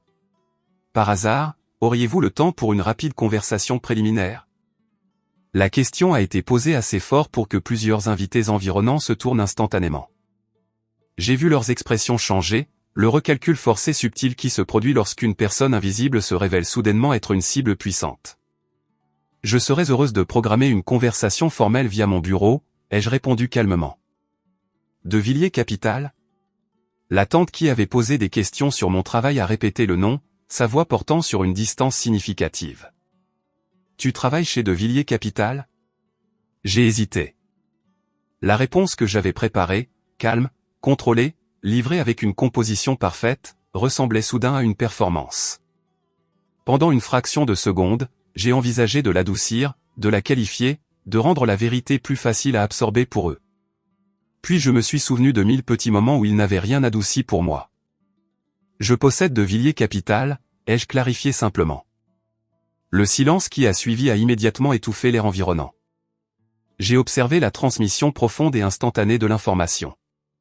Elle a voyagé d'un invité choqué à l'autre dans des regards à peine dissimulés et des chuchotements incrédules et tranchants. Possède. Le mot unique pendait dans l'air calme comme un verdict absolu et indéniable. Mon père est apparu au bord du groupe qui grandissait rapidement. Son visage était devenu complètement exsangue. « C'est impossible », a-t-il déclaré, sa voix tendue et inégale. Antoine de Villiers possède De Villiers Capital. J'ai personnellement tenté d'obtenir une réunion avec lui depuis des années. Antoine a pris sa retraite, les jeux informaient, gardant ma voix égale. Il y a 18 mois. J'ai acheté la totalité de sa participation majoritaire. Tu l'as acheté ? Il a fait une pause, son esprit luttant visiblement pour traiter l'échelle immense du fait. Comment pourrais-tu possiblement avoir les moyens de... Papa. Julien s'était soudainement matérialisé à côté de lui, son expression tendue par une gêne frénétique. Peut-être devrions-nous en discuter en privé. Non. J'exige de comprendre cela. La voix de mon père montait, sa composition méticuleusement maintenue se fissurant enfin. Ma fille, dont je n'ai pas eu de nouvelles depuis plus d'une décennie, fait soudainement des déclarations ridicules sur la propriété de l'une des premières sociétés de capital investissement de France. Je ne fais pas une déclaration, l'ai-je corrigé. J'énonce un fait publiquement vérifiable. Tu peux le confirmer avec une simple recherche sur ton téléphone. Quelqu'un dans la foule stupéfaite faisait déjà précisément cela. J'ai entendu le tapotement des doigts sur un écran de téléphone, suivi d'une inspiration collective aiguë. Elle a raison, a confirmé une voix de femme, l'étonnement lourd dans son ton. Manon Moreau. Actionnaire majoritaire et PDG de Villiers Capital. Selon le récent profil Forbes, elle est actuellement évaluée à, elle sais-tu, apparemment physiquement incapable de vocaliser le chiffre. La salle était maintenant parfaitement, définitivement immobile. J'ai regardé directement mon père. L'homme qui avait exigé que je ne revienne pas tant que je ne serais pas quelqu'un. Qui m'avait qualifié d'inutile avec désinvolture. Qui avait passé une décennie à m'effacer de son récit familial parce que j'étais un ajustement inconfortable. Antoine de Villiers est inscrit comme invité d'honneur ce soir, ai-je dit doucement, m'assurant que chaque visage figé pouvait m'entendre. Il assiste à ce gala parce que je lui ai personnellement demandé d'être ici. Parce que j'ai décidé qu'il était temps que ma famille rencontre l'homme qui a cru en moi quand vous avez choisi de ne pas le faire. Mon père a finalement émis un son, un mélange étranglé et désespéré de rire et d'étouffement. Construit ça, a-t-il chuchoté d'une voix rauque. Elle était censée n'être personne. Elle était simplement en train de se trouver dans un petit appartement parisien. L'expression d'Antoine est devenue froide. Richard, a-t-il dit, sa voix calme mais portant une autorité absolue. Je ne suis pas ici pour réécrire votre histoire familiale. Je suis ici parce que Manon m'a demandé de l'être. Il a fait une pause, laissant les implications s'installer. Le silence qui a suivi a été le moment qui a tout changé de façon permanente. J'ai regardé autour de moi les visages de mes parents éloignés, les tantes et les cousins qui n'avaient jamais posé de questions sur ma vie, la belle-mère qui avait passé des années à me faire sentir intensément importune, et le père qui m'avait définitivement dit que je ne serais jamais personne de conséquence. Et j'ai ressenti un vide profond et satisfaisant. Pas de triomphe, pas de colère, pas même de justification. Juste la connaissance tranquille et puissante que j'avais définitivement gagné un jeu auquel ils ignoraient totalement qu'ils participaient. La soirée a continué mécaniquement, comme tous les événements formels le doivent, mais l'atmosphère fondamentale avait été irrévocablement modifiée. La fête que mon père avait l'intention d'être sa vitrine annuelle triomphale de succès personnel et d'entreprise était maintenant uniquement définie par une révélation imprévue et écrasante. Chaque conversation, quel que soit son sujet de départ, semblait inévitablement orbiter autour de moi, même lorsque je me tenais délibérément à l'autre bout de la pièce. Antoine est resté à mes côtés, ne me protégeant pas physiquement, mais ancrant stratégiquement ma position. Sa simple présence servait de rappel constant et puissant à chaque invité que leur récit de longue date sur moi avait été supplanté en permanence par une vérité documentée et hautement publique. La partie des toasts formels de la soirée est arrivée. La partie où mon père prononçait traditionnellement un long discours d'autocongratulation remerciant tout le monde pour sa loyauté. Il est monté sur l'estrade temporaire à l'avant de la salle de bal, se raclant la gorge dans le micro avec l'air las d'un homme qui avait entièrement perdu le contrôle de son propre scénario. Merci à tous d'avoir pris le temps d'être ici ce soir, a-t-il commencé, les mots venant automatiquement, dépourvus de sa conviction habituelle. Comme beaucoup d'entre vous le savent, ce rassemblement annuel est une chance pour notre entreprise de célébrer les victoires de l'année passée et d'attendre avec impatience la suivante. Il a fait une pause, un vide significatif et inconfortable. Ses yeux ont scanné la foule et m'ont trouvé. C'est aussi, bien sûr, une chance pour nos familles de converger, a-t-il continué, sa voix mince et forcée.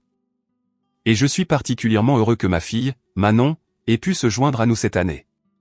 La reconnaissance a provoqué une autre ondulation immédiate dans la salle. J'ai vu des sourcils se lever plus haut, des gens se pencher pour chuchoter une répétition du fait dévastateur précédent. Manon a poursuivi avec diligence son cheminement de carrière à Paris, a continué mon père, la tension maintenant audible dans sa voix. Et je suis naturellement fier de tout ce qu'elle a réussi à accomplir. Fier. Le mot a résonné dans l'air comme un mensonge profond et transparent que tout le monde présent a immédiatement reconnu comme faux. Un homme distingué près des tables avant a levé la main, passant outre le silence poli. Richard, si tu excuses la franchise. L'information est-elle correcte ? Ta fille est-elle l'actuelle PDG et propriétaire majoritaire de Villiers Capital ? La mâchoire de mon père s'est visiblement serrée. Il a hésité, puis a émis un petit hochement de tête vaincu. Cela semble être le cas incontesté, oui. Et tu ignorais totalement ce fait jusqu'à ce soir ? La question, posée avec une curiosité journalistique innocente, était professionnellement dévastatrice. Comment un père pouvait-il rester entièrement ignorant que sa propre enfant s'était élevée pour devenir l'un des chefs d'entreprise les plus puissants et les plus prospères du pays ? La question elle-même exposait un échec catastrophique d'attention et de connexion familiale. Notre famille s'est malheureusement concentrée sur des priorités différentes et distinctes, a réussi à dire mon père, luttant pour maintenir sa composition. Nous avons connu une période où nous nous sommes malheureusement perdus de vue. Perdus de vue, a répété l'homme, retournant la phrase comme une pièce de monnaie bon marché et endommagée. Je vois. Le discours tronqué qui a suivi était court, hésitant et intensément maladroit. Mon père avait clairement préparé de longues remarques détaillant les succès modestes de sa propre entreprise, l'ascension inévitable supposée de Julien et le puissant héritage familial qu'il construisait avec diligence. Maintenant, ces mots semblaient totalement creux, rendus non pertinents par la révélation que le membre même de la famille qu'il avait définitivement rejeté avait silencieusement construit une entité financière qui éclipsait l'œuvre de toute sa vie. Lorsqu'il a fini de parler, les applaudissements étaient polis, immédiats et visiblement atténués. Les dégâts réels et inéluctables se sont produits dans les conversations professionnelles qui ont immédiatement repris. J'ai entendu par hasard deux des associés de longue date de mon père debout près du bar. Je ne peux toujours pas croire que Richard ne savait pas ça sur sa propre fille.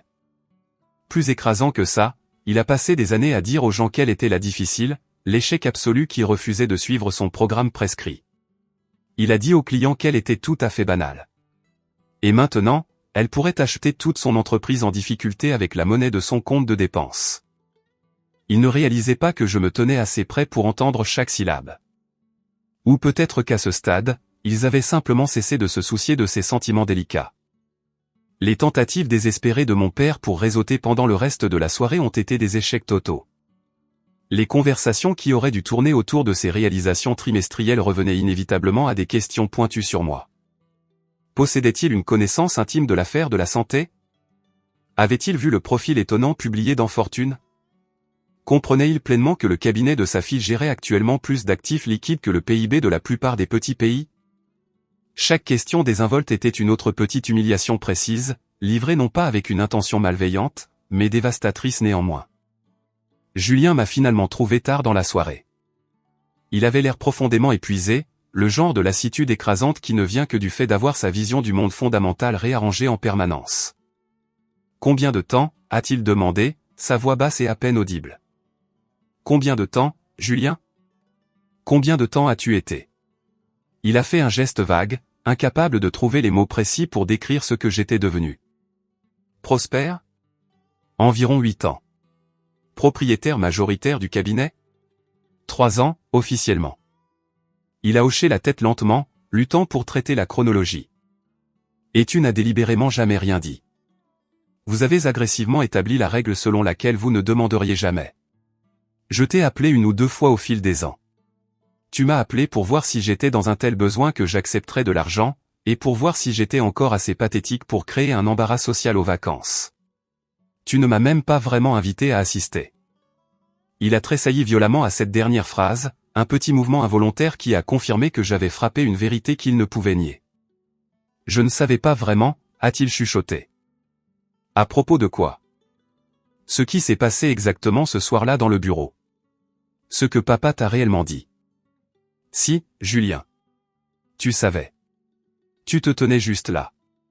Tu m'as spécifiquement dit de ne pas être têtue et gênante. Je croyais honnêtement que j'essayais de t'aider. Tu essayais de te faciliter les choses. Pour la réputation de papa. Pas pour moi. Il est resté silencieux un long moment, écoutant les échos de la fête qui se dissipaient. « Est-ce la raison pour laquelle tu as accepté l'invitation ?» a demandé Julien finalement. Une pure rétribution non frelatée? J'ai considéré la question sérieusement. Cette situation complexe, méticuleusement planifiée, était-elle simplement une rétribution? La démolition publique systématique des hypothèses fondamentales de ma famille sur qui j'étais? Non, ai-je répondu. Si ma motivation était la rétribution, j'aurais exécuté ce plan il y a des années. J'aurais appelé chaque magazine, exigé chaque interview publique et assuré personnellement que le monde entier sache que la fille rejetée de Richard Delacroix valait exponentiellement plus que tout ce qu'il avait jamais réussi à construire.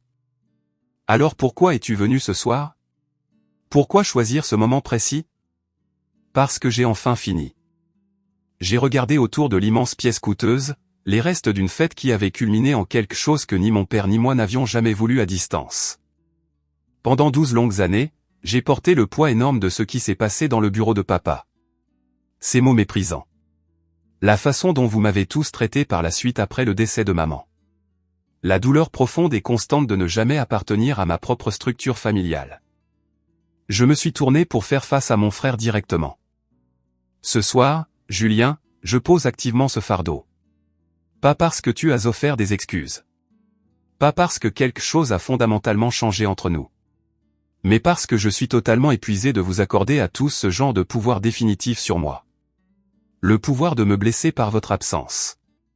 Le pouvoir de me définir par votre jugement désinvolte. J'ai remarqué que les yeux de Julien étaient visiblement humides. J'étais étrangement surprise de ne rien ressentir à la vue de sa douleur.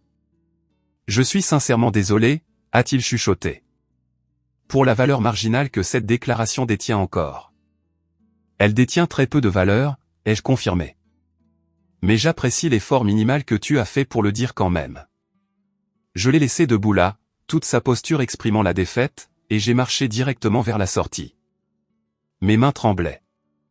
Je ne m'y attendais pas. 12 ans à imaginer ce moment, et mon corps me trahissait maintenant, tremblant comme si j'étais encore la fille aux talons empruntés.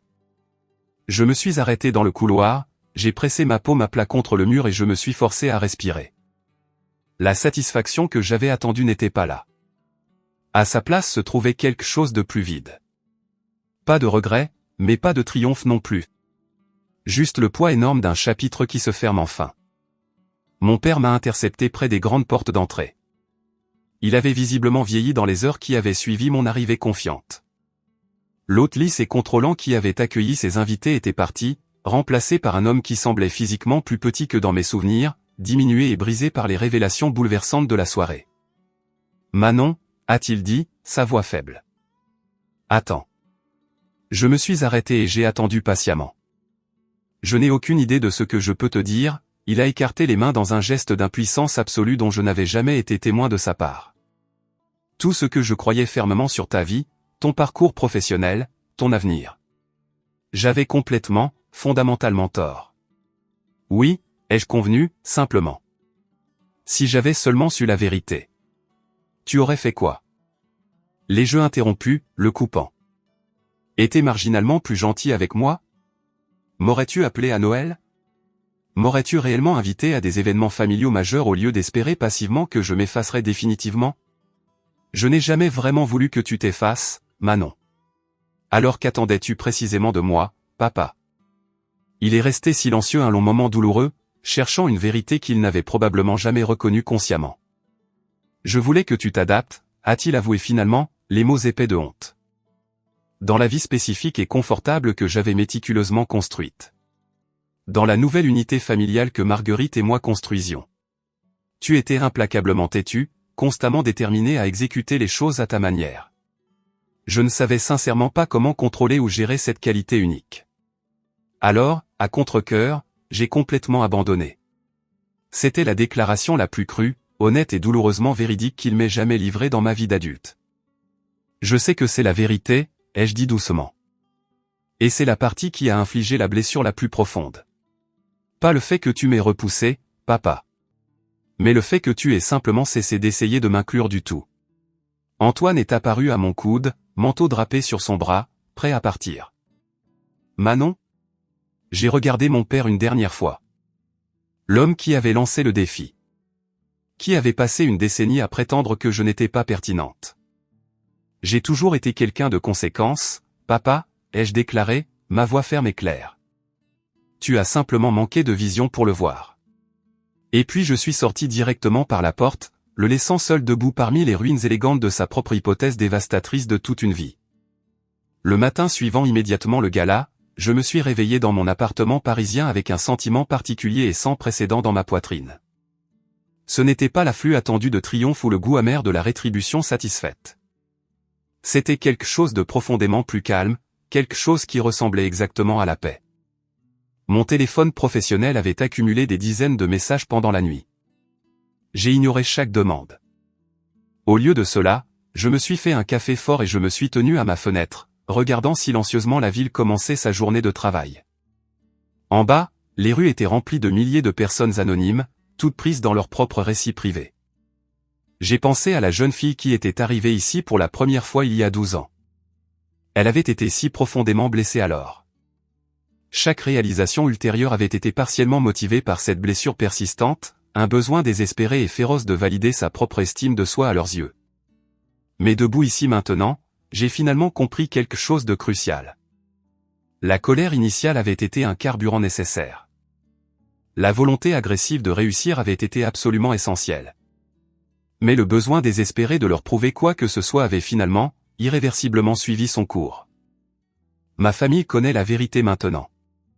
Mais la connaissance elle-même ne possédait pas le pouvoir de guérir magiquement ces vieilles blessures profondes. Le succès, aussi énorme soit-il, ne pouvait pas effacer ces souvenirs douloureux. Ce qui pouvait changer, ai-je réalisé, c'était simplement moi. Je pouvais choisir de lâcher pleinement le besoin de leur approbation. Je pouvais arrêter de mesurer toute la réussite de ma vie à l'aune de leurs échecs monumentaux d'imagination. Je pouvais enfin accepter que certaines relations familiales étaient fracturées au-delà de toute réparation significative. Et cette acceptation profonde n'était pas synonyme de défaite. Je pouvais enfin être vraiment libre. Le portier a sonné pour m'informer d'un visiteur non programmé. Quelques minutes plus tard, on a frappé doucement à la porte de mon appartement. C'était Julien. Il avait l'air complètement défait. Ses yeux étaient cernés de rouge, son visage mal rasé, et il portait toujours les mêmes vêtements froissés du gala de la veille. « Puis-je entrer, s'il te plaît » a-t-il demandé, sa voix épuisée. Je me suis écarté et je lui ai permis d'entrer. Il est entré dans mon salon et s'est arrêté immédiatement. « C'est magnifique » a-t-il dit, sa voix complètement creuse. « Qu'est-ce que tu veux exactement, Julien ?» Il s'est tourné pour me faire face. Je n'ai pas pu fermer l'œil. J'ai continué à penser à tout ce que tu as dit hier soir. À la façon dont j'ai sciemment choisi de me faciliter les choses au lieu de me lever et de te soutenir. Et ta conclusion. Tu avais absolument raison. Il s'est affaissé sur mon grand canapé confortable. Je t'ai laissé tomber, Manon. Pas juste cette nuit-là, mais chaque fois par la suite. Je savais que c'était moralement répréhensible, et pourtant je n'ai rien fait pour intervenir. Je me suis assise dans le fauteuil juste en face de lui. Pourquoi as-tu choisi cela, Julien ? Parce que c'était la voie de la moindre résistance. Parce que papa m'avait toujours clairement favorisé et j'étais fondamentalement terrifié que si je repoussais pour te défendre, je perdrais définitivement cette protection. Je me suis convaincu que tu étais une adulte, que tu étais résiliente, que tu finirais par aller bien. Il a ri, un son bref et amer. Il s'avère que tu allais plus que bien. Mais ce succès indéniable ne change pas magiquement le fait que j'ai abandonné ma sœur quand elle avait sincèrement besoin de moi. Je ne vais pas prétendre que tout cela est acceptable, ai-je déclaré. Ni comment j'ai été traité, ni les années que j'ai passées à croire vraiment que j'avais été définitivement effacé. Mais je ne vais pas non plus porter ce fardeau immense plus longtemps. Pas pour ton confort. Pour ma propre libération. J'ai définitivement fini de permettre à cet échec d'imagination d'être le chapitre final de mon histoire. Julien a hoché la tête lentement. Qu'est-ce que cette décision signifie pour nous, Manon ? Pour l'avenir ? Cela signifie que je ne garde pas de haine pour toi. Je ne t'offre pas non plus le pardon, pas de la manière simple et ordonnée dont les gens utilisent généralement ce mot. Mais je suis prête à tenter quelque chose d'entièrement nouveau. Une relation qui est entièrement déconnectée du passé. Juste deux personnes profondément imparfaites essayant de comprendre s'il reste un vestige d'une relation valant l'effort énorme d'être sauvées. J'aimerais cette possibilité, a-t-il avoué. Je ne crois pas que je la mérite, mais je la veux désespérément. Tu ne la mérites absolument pas. Je ne méritais pas non plus d'être abandonné il y a toutes ces années. Mais je choisis de t'offrir cette possibilité fragile quand même. Lorsque Julien est finalement parti, il m'a maladroitement étreinte pour la première fois depuis plus d'une décennie. C'était maladroit et bref, mais c'était indéniablement un début. Je suis resté sur le pas de ma porte et je l'ai regardé marcher vers l'ascenseur. Et j'ai senti un dernier changement interne définitif. La dernière pièce têtue du puzzle s'est mise en place de façon permanente. J'avais passé 12 ans de ma vie à construire une réalité externe massive et indéniable qui prouvait de manière concluante que ma famille avait tort. Maintenant, j'étais enfin prête à consacrer le reste de ma vie à construire une paix intérieure qui n'avait absolument rien à voir avec eux. J'étais Manon Moreau. J'avais construit quelque chose de réel à partir de rien d'autre que le refus de disparaître. J'avais survécu aux personnes même qui auraient dû m'aimer le mieux. La lumière du matin a percé sur la ligne d'horizon de Paris, illuminant les grains de poussière encore suspendus dans l'air. La ville bougeait déjà, inconsciente du drame qui s'était déroulé la nuit dernière et entièrement indifférente à la paix que j'avais enfin trouvée. J'ai fermé la porte en silence. Un calme profond que j'avais passé toute ma vie à mériter. De nuevo, y bonito miércoles. Bonito miércoles. Tengo calor otra vez, últimamente muero de calor. Danis, si se salen de donde están y entran y le dan a lista estaría increíble. Pero sí, bonita noche, bonita noche.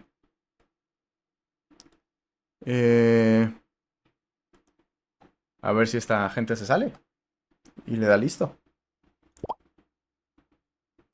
Mientras voy a ir viendo si hay algo en la tienda. Algo interesante. Feito miércoles. No, bonito miércoles. Espero que les vaya bien. Espero que les vaya bien. Que a ver si quieren ustedes tener feito miércoles, ya es cosa de ustedes, pero yo espero que no. Yo les deseo lo mejor. Lo mejor y espero que les vaya muy bien.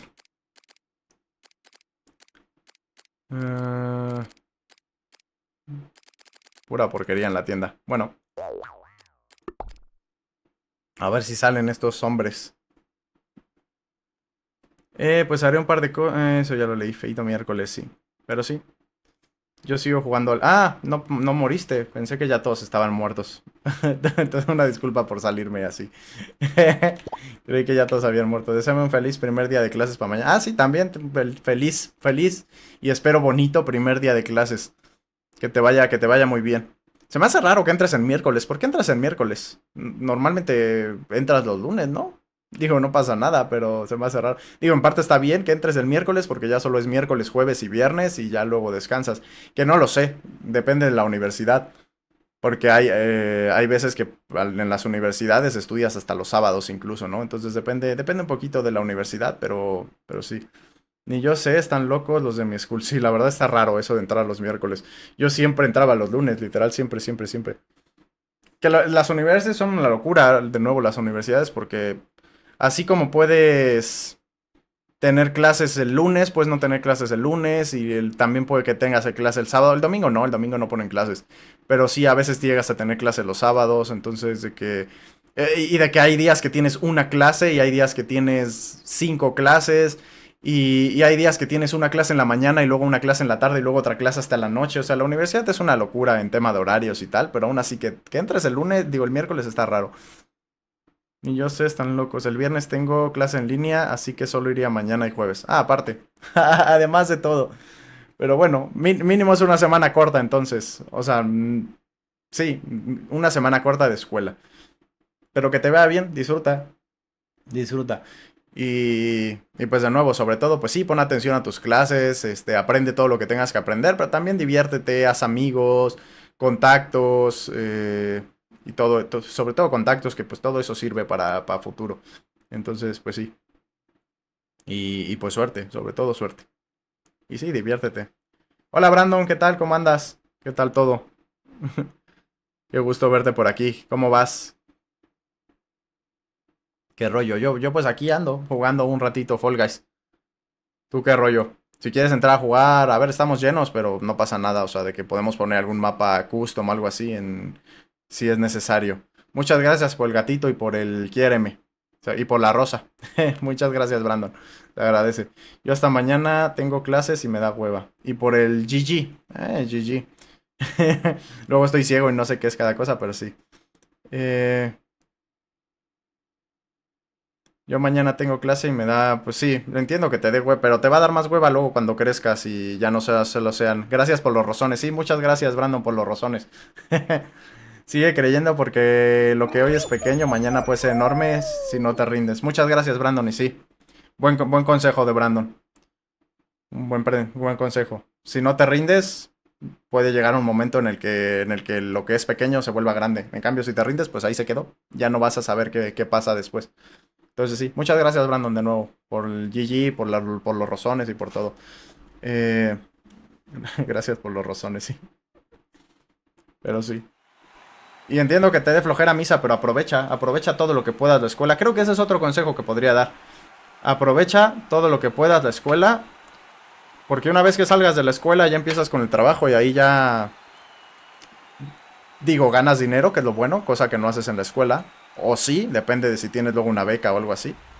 Pero pues también ahí ya es de que aunque tengas flojera, aunque no te guste, aunque lo que sea, tienes que ir y tienes que chambear y tienes que estar ahí todo el tiempo.